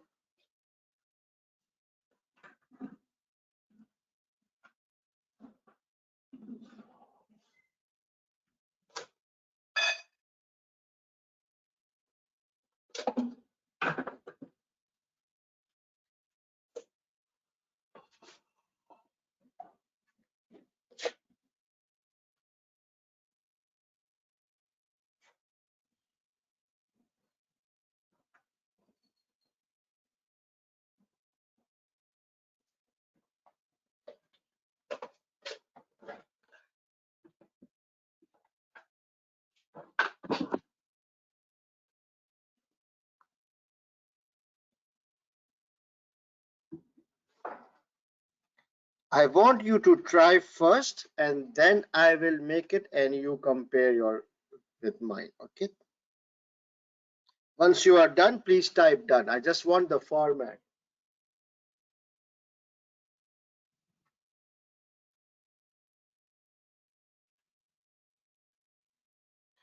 Very good. Nayan, Suman, done. Ali Abbas, done. Very nice. Interesting. 30 more seconds.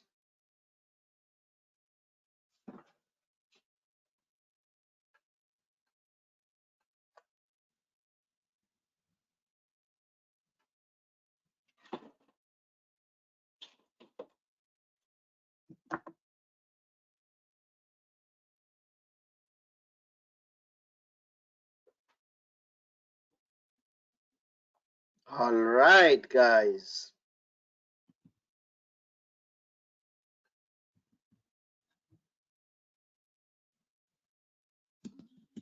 Watch me. What is it? Briefing notes? Yeah.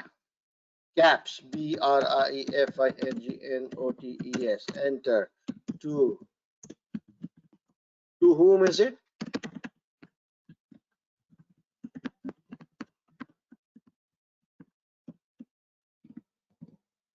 What was the name?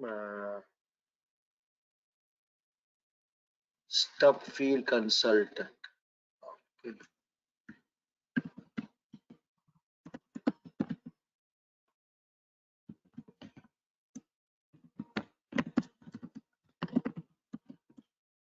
Date is 8 March. Okay. This briefing note. I'll just copy from the requirements. Analyzes. Control C. And I will paste it here. Analyzes LY. SIS.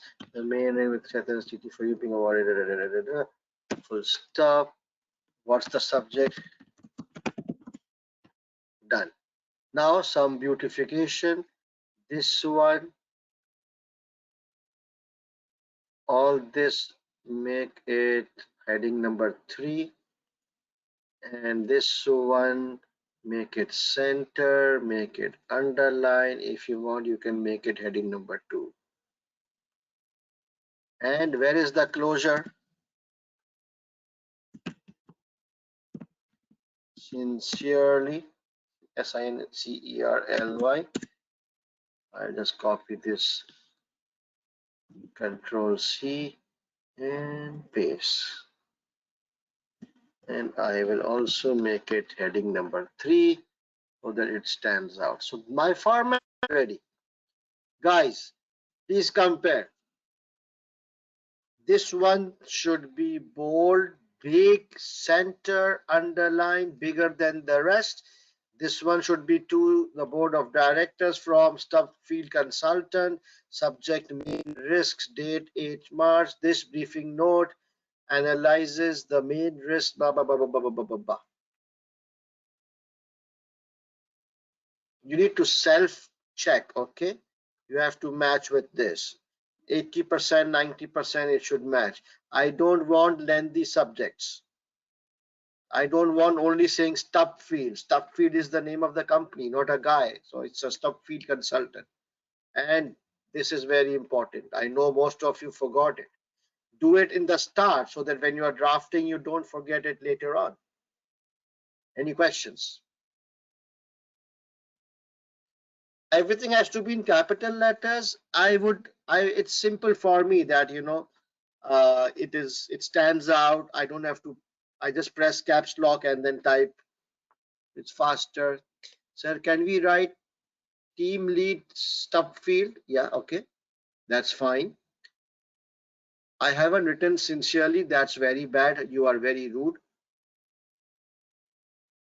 Briefing note heading 1. Okay, yeah, okay, that's fine. Subject only risks. Okay. Forget the examiner, Zahul. Don't, please. I think today you have not attended my yesterday's lecture because that is why you're asking these questions. So please, I don't want to repeat something which I've already covered in detail, right? So forget the examiner. Stay away from conclusions. Either watch the examiner's answer or watch my answer.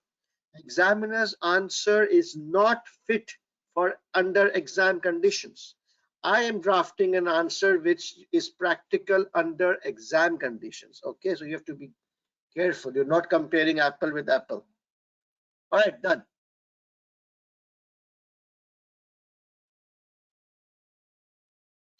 Usman, whatever I'm doing in here, please do that. Do not look at the examiner answer, or either look at the examiner answer and leave the webinar, or look here. You can't put your legs in two boats, right?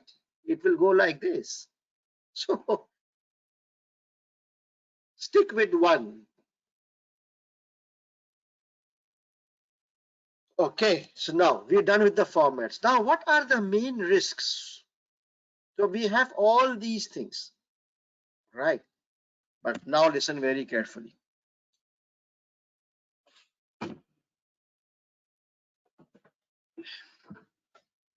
Um, we know we have the information, but whenever you get a question on identify the main risks, you have to name the risk.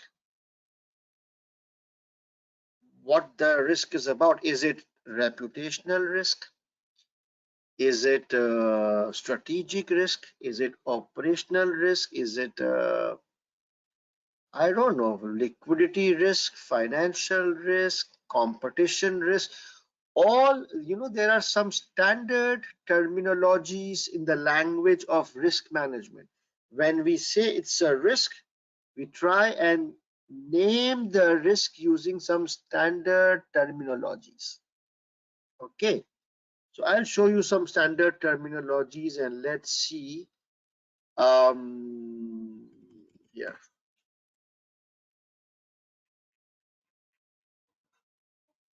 this one, types of risk.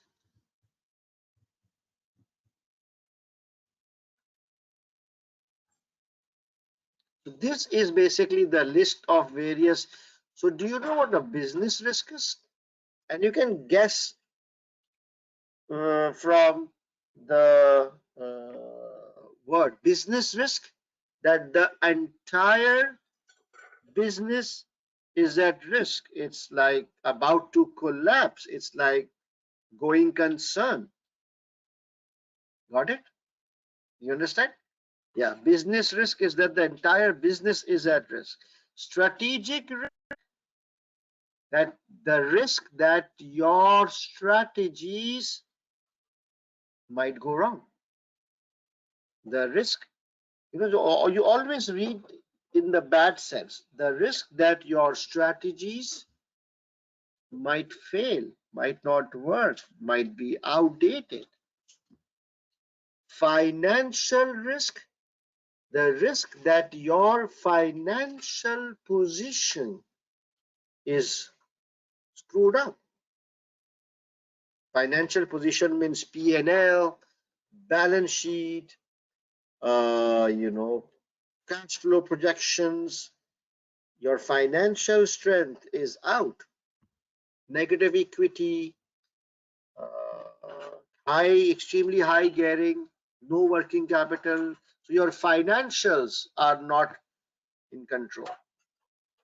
Liquidity risks, the risks that you are not able to meet your current liabilities, day-to-day expenses. It's a cash flow thing. Credit risk, the risk that your debtors or your customers, they do not pay you what they owe you. So liquidity risk, you see, the credit risk will lead to liquidity risk, of course, right? So if my customers don't pay me, it will lead to liquidity risk. And liquidity risk, when it becomes bigger, it will lead to financial risk. Financial risk is bigger in size. And financial risk, if it is not addressed, will ultimately may result in going concern. So all these are kind of related or linked, right? Interesting. So exchange risk, the risk that the exchange rates, the foreign exchange rates, they move adversely, causing damage or losses to you.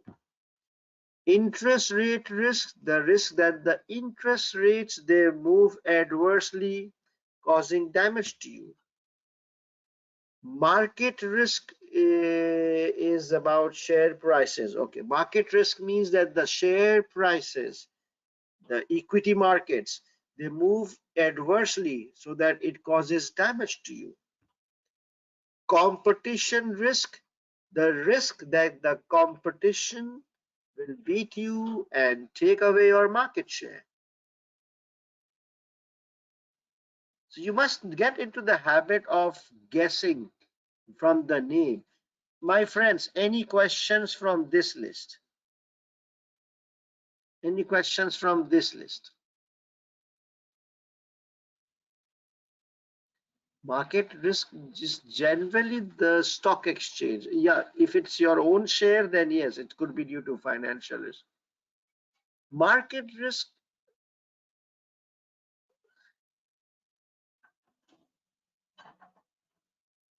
mm, I cannot repeat every risk again. Shit, man. You guys are sleeping or what? Okay, business risk, that the entire business is at risk, going concern. Strategic risk, that your strategies are may go wrong. It's possible, right? Financial risk, that your financial position, financial, balance sheet, P&L, cash flows, gearing, they're all going wrong, like they're getting weak. Liquidity risk, the risk that your current assets, you're not able to pay your current liabilities to your current assets. Credit risk, the risk that your customers don't pay.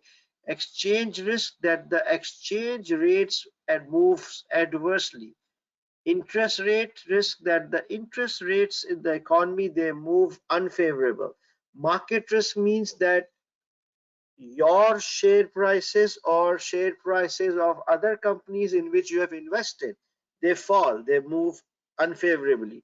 Competition risk, that your competitors takes away your customers. Just from the name, it's not very complicated, okay? And please, I would suggest that you watch my September webinar, I believe day number 3, in which I have covered all this in great detail. That is why you need to watch September, because all the important topics, especially risk management, is covered in huge detail, like 1 hour just lecture on risk management. Right now, I can't afford so much detail, right? Because I'm solving a case study. Now, political risk, the risk that the political situation or the government situation of the country, it becomes unfavorable for the business. Reputational risk, the risk that companies reputation becomes negative, okay, like goodwill goes away or some bad publicity.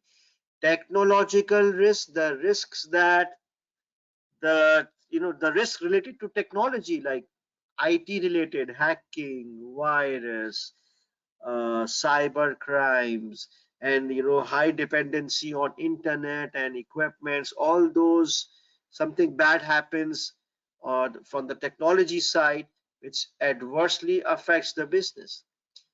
Legal and compliance risks, that there's so many laws which you have to follow, the risk that you miss out and do a non-compliance, it can lead to penalties. Environmental risk, the risk that you damage the environment, like pollution and emission and carbon. Health and safety risk, the risk that the health and safety of employees or customers, they are in danger. There might be accidents, deaths, disability, harmful activities. Data risk that your data is compromised, hacked, stolen, deleted, leaked. Operational risk means that your day-to-day operations, uh, buying, manufacturing, selling, customer service, it's not working nicely. Intellectual or employee risk, that your key employees, they leave you. The companies are dependent on key employees. Now, this is a huge list, right? These are some standard language or standard terminologies used under risk management. and you will have to mention the name of the risks in your answer. So please memorize this list. So these are basically finance related risk. You will see this in your balance sheet, IFRS, etc. And these are mostly business related risks. This one are mostly business. This one is finance.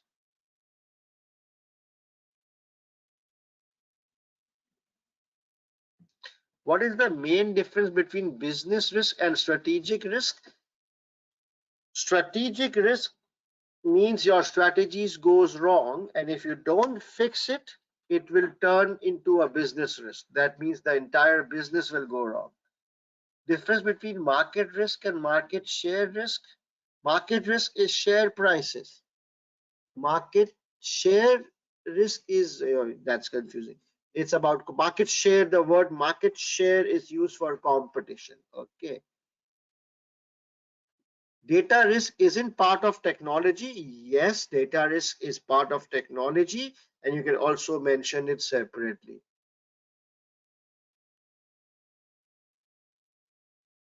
Madhu, I honestly don't know. Joshua, please don't repeat your questions. You're flooding my inbox. So you got an idea, right? Now, go back to our answer sheet. We have all this data. Now we need to first decide, put a name to this. So we are too much reliant on existing business from long-term clients.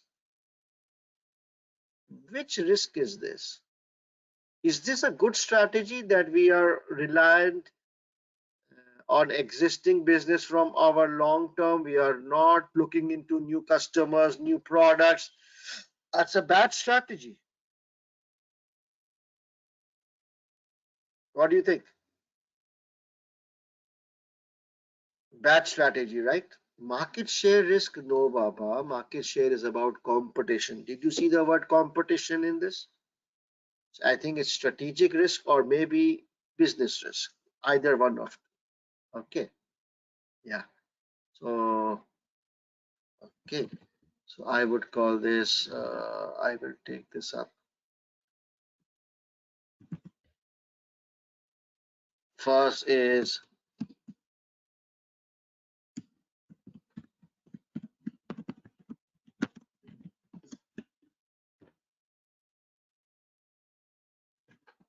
can we draft it?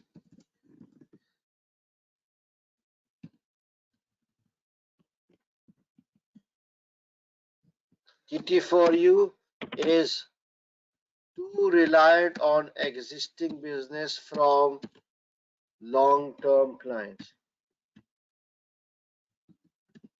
Okay. I just, what's wrong with this? Why is this too bad? Why is relying bad? What's the impact? You need to explain that to the board, right?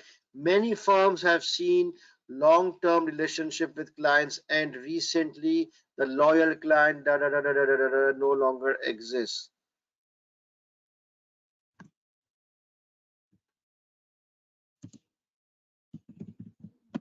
Now I'm just adding my own words. Similarly, TT for you,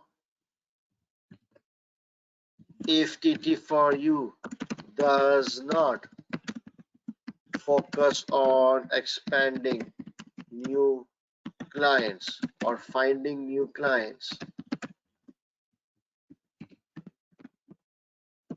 it may lose revenue if existing client leaves. Halas, done. Please understand the approach. I gave the heading, I gave the name. Couple of sentences were from the case study, and then I shared my thoughts that if TT for you does not focus on finding new clients, it may lose revenue if existing client leaves. Simple logic, right? Plain and simple. So no fancy, no technical thing. Now listen carefully. This last sentence is from me. The first two sentences were copy pasted, and the last sentence is from me. If you just copy paste these two and you do not give the last sentence from your own, you will not get any marks. There is no marks for copy pasting. It's mandatory that you explain the point or explain the impact in your own words, or share your thoughts of why you have copy pasted this point. I just explain the impact in simple words, that if this happened, guys, your revenue will bust. No need for this. Done. Control U and bold and underline as us. Any questions on the approach? Yes, this point is worth 2 marks. Absolutely yes.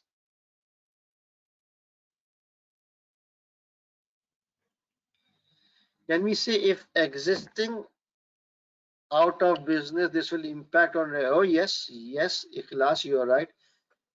Where is the second sentence from? The second sentence was from the exhibit, the industry one. While drafting, keep in mind the professional skill. Yes, so in this one, the professional skill is just identifying the risks. I'm identifying the risks, so nothing extra needs to be done in this particular thing. Muhammad Tala, I'm not able to read so much stuff. Your question needs to be uh, root cause. No, Fatima. The hint is there. The hint is that, the question exactly tells you what to do. Let me open the question. It says demonstrating analysis skills by identifying the risks. Kalas. So you just follow the hint. Remember yesterday? You followed the hints or instructions here.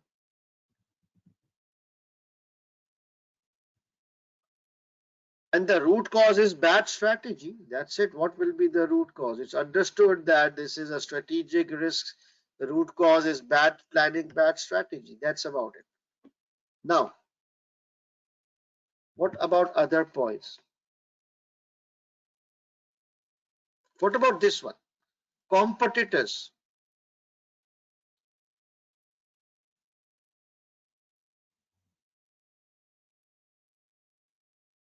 So you think competitor is a risk, especially if our client service and all those things are not good? Oh, what about client servicing? This one, or maybe bad client service. So there was a full survey, right? Client service, bad client service. What is the risk from this list? Bad client service. Which name is more appropriate? Bad client service is operational matter that I'm just thinking bad client service. Yeah, it's operational issue. They need to fix it. What do you think, guys? Bad client service, operational risk, reputational risk. Very good. Market share, reputational, and operational. Eventually, market share. Yeah, of course, everything will lead to your market share. But first, what is the initial risk? Technological risk. God. If your client service is poor, what is the risk? That your customers will go, right? So it will uh, affect your revenues. So market share, competition, financial, and then ultimately business. It's all sequential. The first customer service or client service is an operational matter. So we will just identify the basic thing, operational. So how will we draft it? Mm,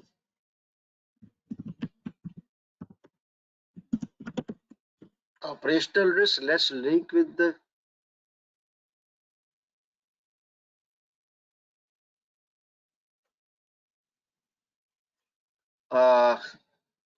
I want to copy paste some information from the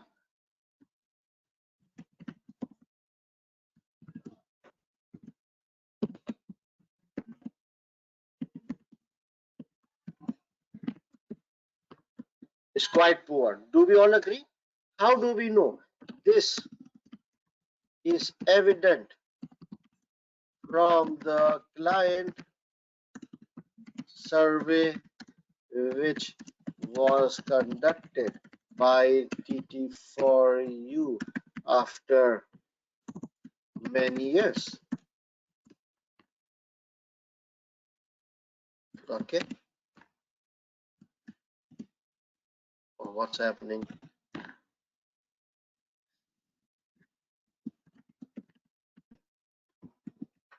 The comments from clients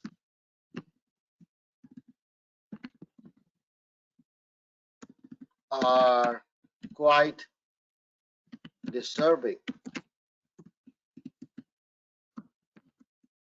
What's wrong? What's the impact? If client service is not improved, then what happens? Customers will move to competitors, you know, causing loss of revenue and market share for TT. Halas.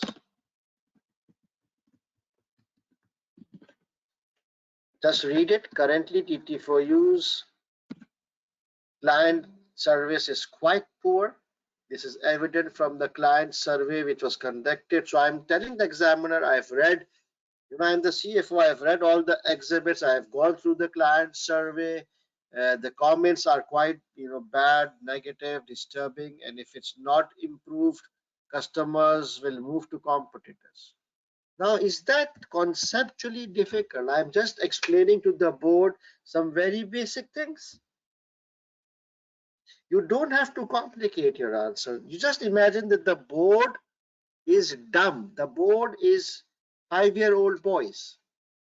You just explain to them in layman that this is what will happen if this happens. Understood the approach? Some linking and some of your own thoughts.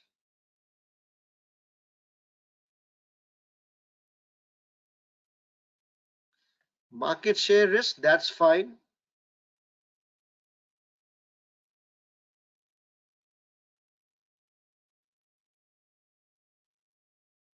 Yes, Aisha. Yes. Loss of revenue is repetitive. It's fine to repeat because ultimately everything will result in loss of revenue. You might want to change the wording if you feel it's repetitive. Where is it repetitive? It may lose revenue, loss of revenue, it's fine. Or it may cause, it's all right. I mean, you can repeat stuff. What else? Two. What about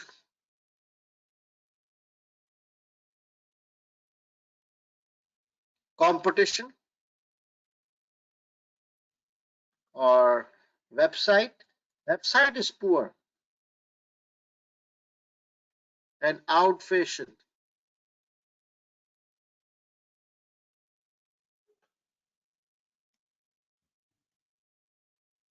Website is poor and old-fashioned, and competitors' website are much more attractive. Not using social media. What kind of website is outdated? What risk? Technology risk? Okay, I'm fine. Website is technology. Anything to do with IT is technology and reputation. So it's technology, and if you don't fix it, it will lead to reputation. Competition risk, yes, it's technology risk. If you don't fix it, it will lead to competition risk. You need to understand that this will lead to this and this. Okay, let's draft a technology risk.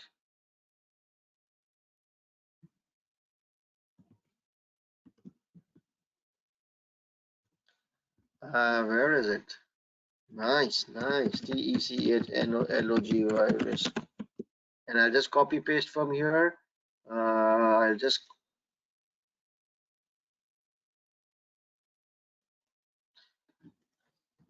my language TT for you. TT for you.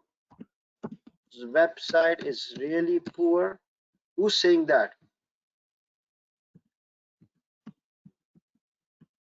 Who's saying that? As per your clients. TT for you's website is really poor. It lacks detailed information about blah blah blah.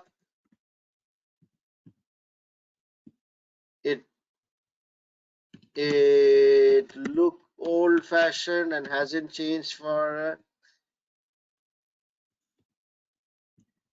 okay, done, enough. Outdated website will affect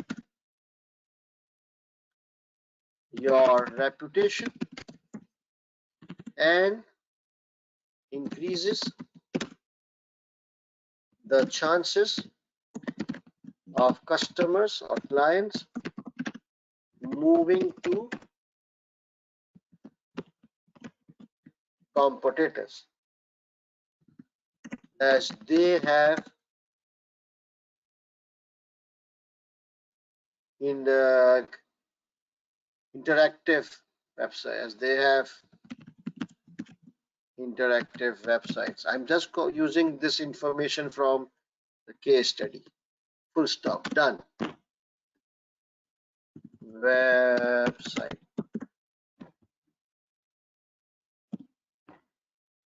Delete extra stuff.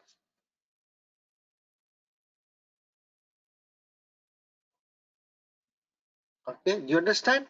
Small, small. How many more risks we require? What about employee risk?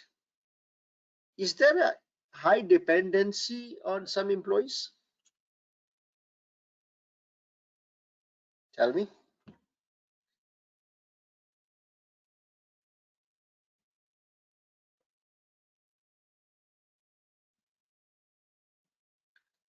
Is there a high dependency on few employees like technical people? Yes, the founders. So one is, leading the IT, one is leading the services, one is market, the founding directors. If one of them goes away, probably that might affect our business, at least for the short term. Yes. So I think that, and being a technology company, you are dependent on people, right? So I would like to mention that uh,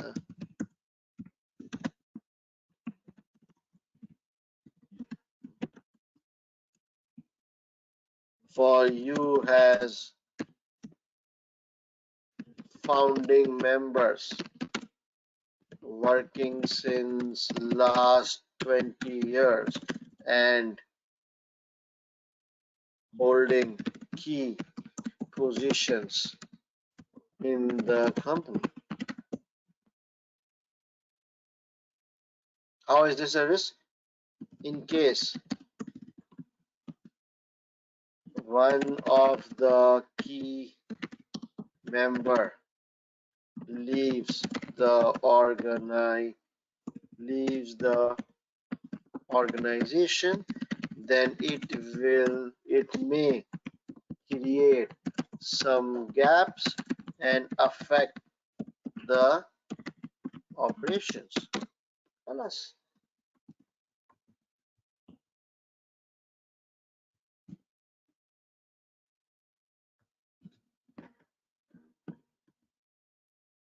Business risk, strategic we talked about, financial risk, no information exchange, interest, competition we talked about, political, no information, reputational,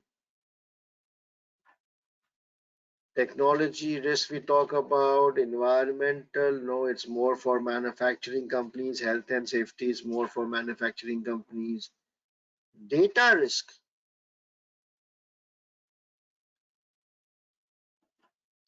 We did not read one of the exhibits. In one of the exhibits, this one, I'll show you which one. In one of the exhibit, where is it? The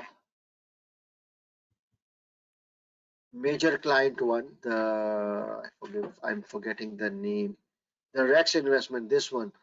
Threatening letter about largest client Rex. The data has been hacked. We have not read this exhibit, but it says that the data of our largest client, Rex Investment, has been hacked. Will it lead to, if it's really hacked, and if this client finds out, what will happen? So you are carrying data of clients and it is hacked. What will happen? Reputational, legal, fines, losing customer.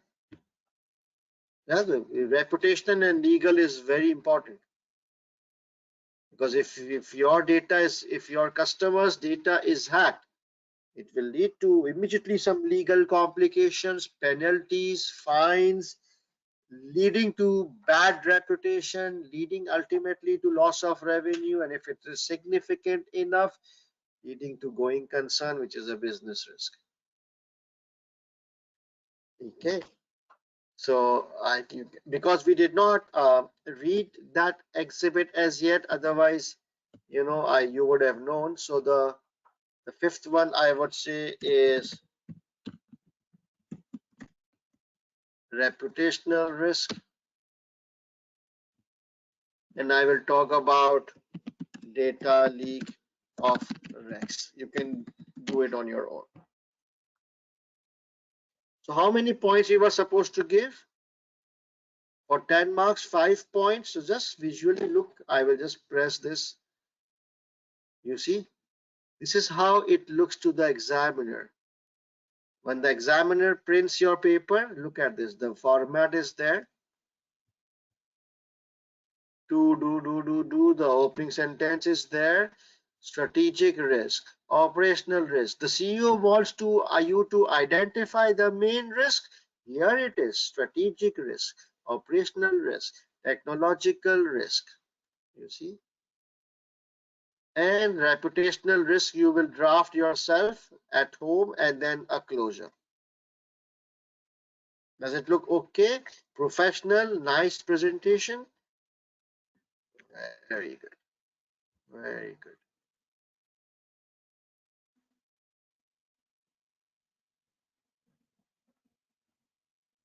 Yes. So you just need to give 5. Okay. So whatever 5 risk you feel is easy, go for it. Now we've got like 5-10 minutes only. So I want to just quickly talk about the second requirement. Okay. 1B. So 1B, yeah, this one, from here till here. Let's see. At the recent, so we will first read it in detail, then we will plan, right? So at a recent directors meeting, the IT director proposed that TT4U should develop new services in relation to Internet of Things. The service director proposed that TT4U should focus on winning more government work. The CEO wants your report to include consideration of these two strategic options. So option 1, option 2. Prepare a section of your report which evaluates the two strategic options proposed by the director. Format a section of a report. You have to evaluate the two options, 12 marks technical and professional marks available for evaluation skills, which means pros and cons. But let's look at the hint. In using professional judgment to objectively appraise the two options. Nothing much to do. Just use appraisable. Objectively appraise means giving proper facts and figures to assess the option. Okay, so nothing extra needs to be done. Just make sure you include pros and cons. How many points? It is 12 plus 4. Wow, 12 plus 4 is 16 divided by 2. You need to talk about 8 points or 8 paragraphs. There are two options. So you can split 4 in and 4 and 4. Okay, not necessarily, but just to give you an idea. So please make a section of your report quickly. Time starts now.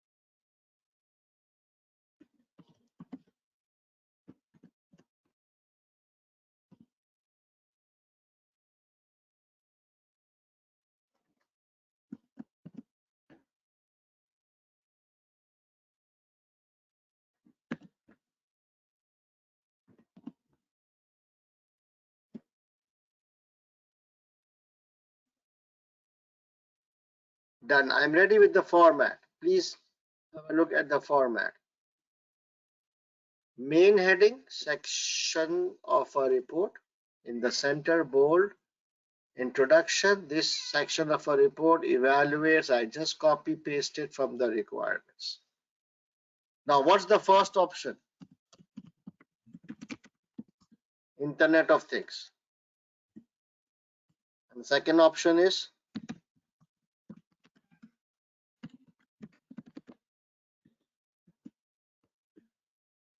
just also make them a big heading so that the examiner can see two headings.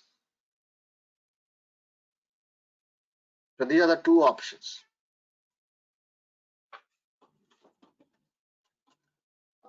Okay. Now, how do we evaluate strategic options? So the topic is evaluate strategic options, right? Or two options. Basically, there are two ways you can evaluate strategic options. First approach is simple and faster. Just simply evaluate the pros and the cons. And if some financial projections are given, then include financials. If no financials is given, no need. Just include pros and cons. Okay, simple. The second approach is that you use the SFA model. But please bear in mind, SFA model is lengthy, complicated, time consuming. Okay. You should not use SFA model for every question. You should only use SFA model in case of acquisition related questions.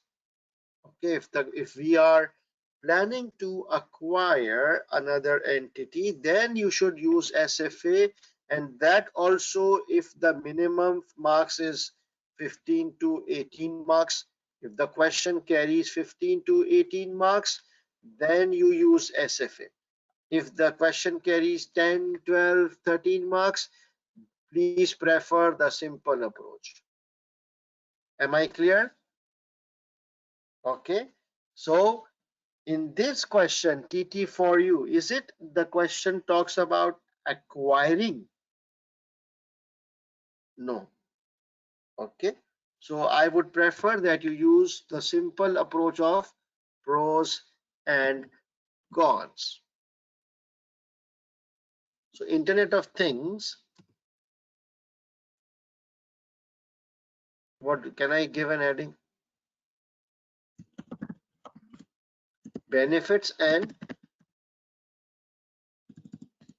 issues.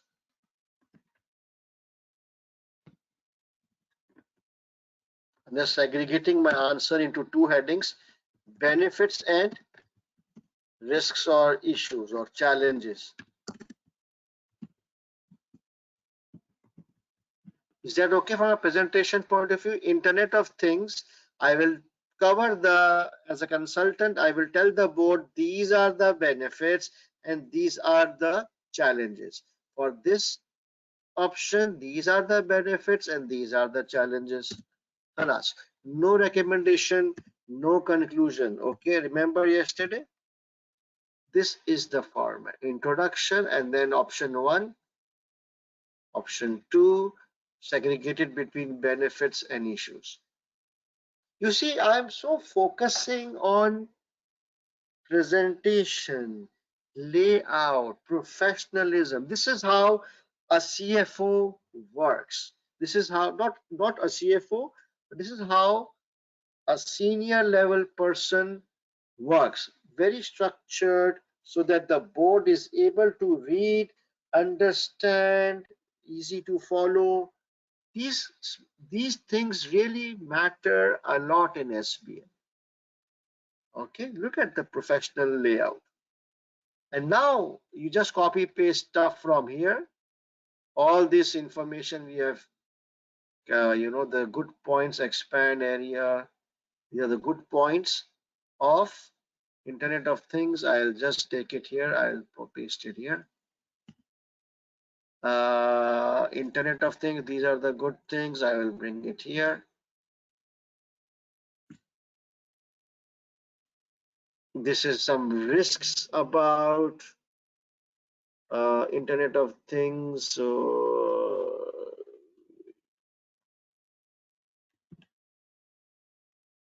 there is a risk of issues. I'll bring it here. And where is the issue? Oh, this one is here.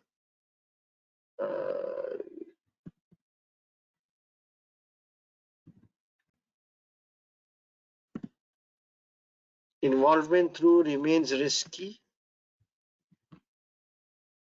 This is these are the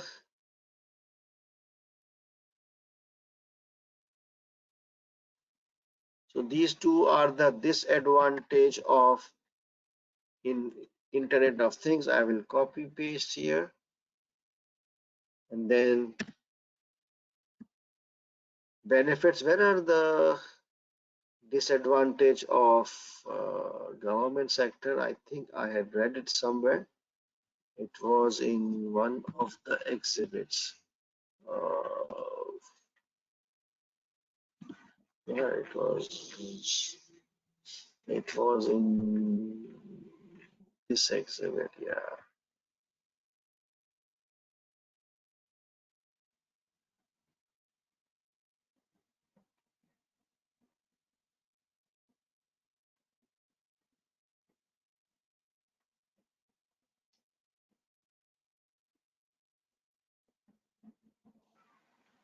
Anyways, not able to find it. Okay. So, do you understand the layout? Section of a report, introduction. This is part of the format. Internet of Things, option 1. What are the benefits? What are the issues? Government sector contract. What are the benefits? What are the issues? And a closure. Now you will need to, read this and give it a little bit of a shape, add your own comments. So what is the benefit of Internet of Things?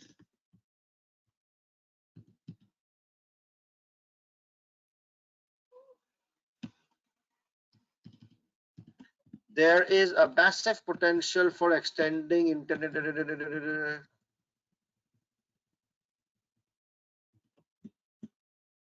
There's a massive potential for extending internet into household appliances and many possible sectors. So how is this good? How it will is a benefit? What is the benefit or impact of this? Can anybody help me? Can we explain this in our own word, the impact of this? Massive potential. So what? How it will help if it's a massive potential? Demand. Massive potential means future demand, future growth. It is the next thing, right? Very good. So we will say this will lead to increase in demand for IoTs in future, opening up many revenue options. Okay, also, it affects so many sectors. There are so many possible sectors: health, insurance. Is this good or bad? Yes.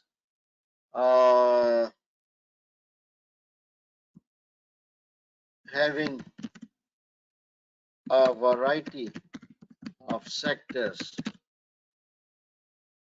spreads the risks, and in case any one sector does not perform, it will not affect TT or you.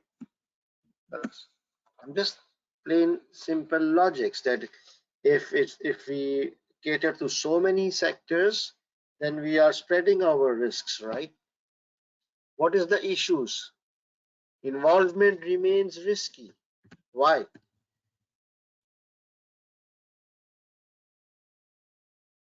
What's the risk?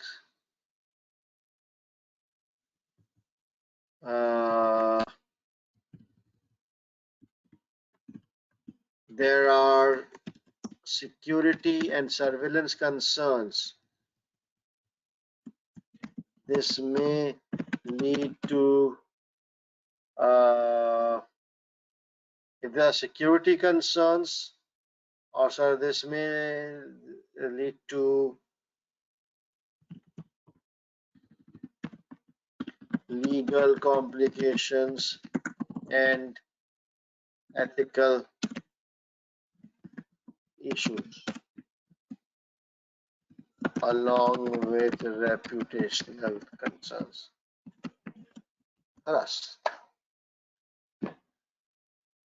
So quickly as expected is that many applications don't survive the pilot stage since many users are not able to cope. This shows that it will take a lot more time for Internet of Things to develop. That's it. Did you understand what I'm doing? One line from the case, and then I'm explaining the impact in my own words.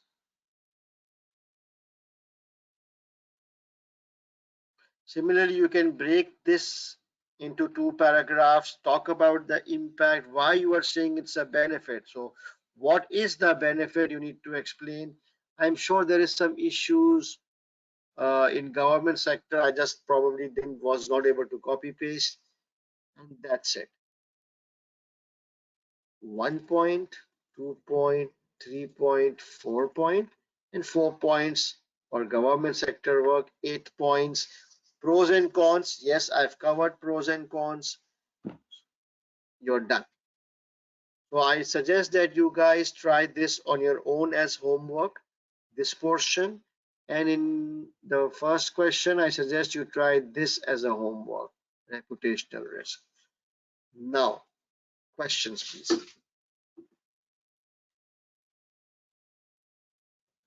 Should equal points, please, Amir, you has asked these questions yesterday as well. There is no concept of equal points.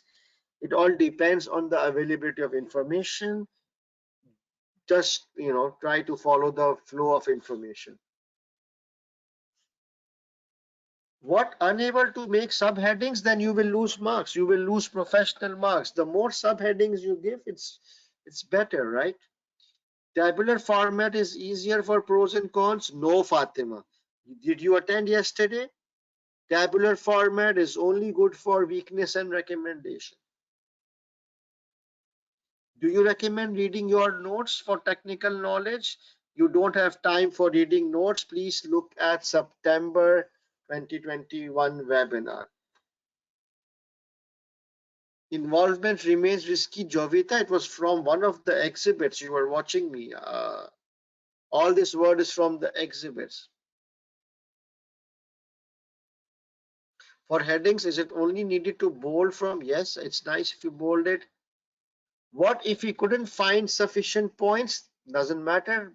Leave it and move forward.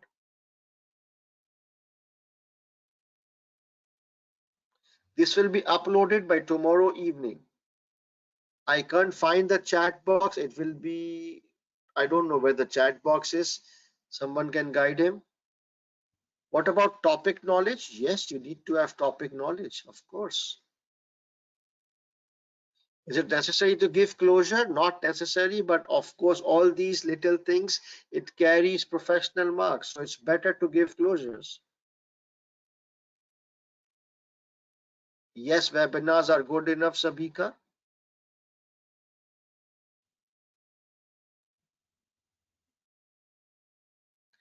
Should it be specifically mentioned that this is benefit? Yes, please. Why not? Oh, no, you don't have to show topic knowledge in the. So this person is asking, do we need to show right topic knowledge in the answer? Absolutely no. Are you talking like a CFO? This report is going to the board and you are showing them your topic knowledge. You are a stupid student. Don't think like a student, okay? No topic knowledge. Did I show topic knowledge? No. Can we share this file on the WhatsApp group? Which WhatsApp group?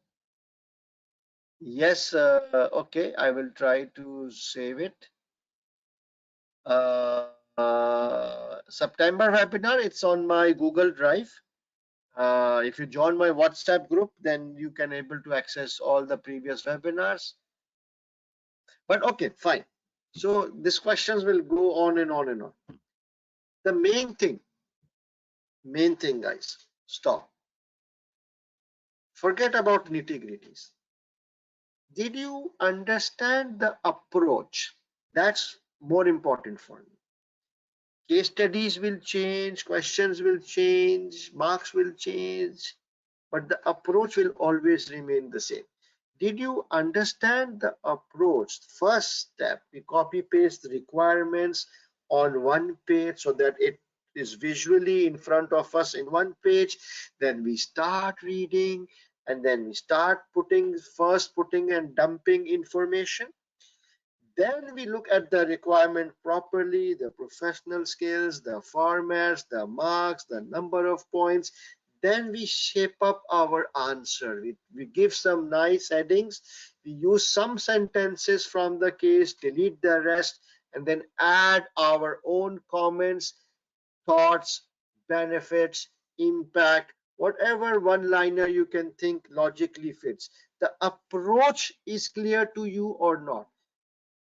The more we will practice, the more easier it will get. But did you understand the approach? That's more important.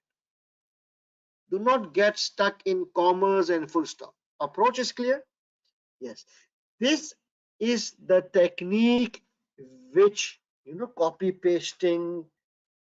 This technique is which you require to pass SBL. Okay. Right, guys. So I will see you tomorrow. 8:30 Pakistan time, and I will create a new WhatsApp group, and you will get the link tomorrow, right? Okay. Okay, guys. So if you have any questions, you can ask me on the group as well. It's already much overrun the time, so the admin is asking me to shut down. So see you guys tomorrow with the rest of the question, the myobet question. We will do it yet tomorrow.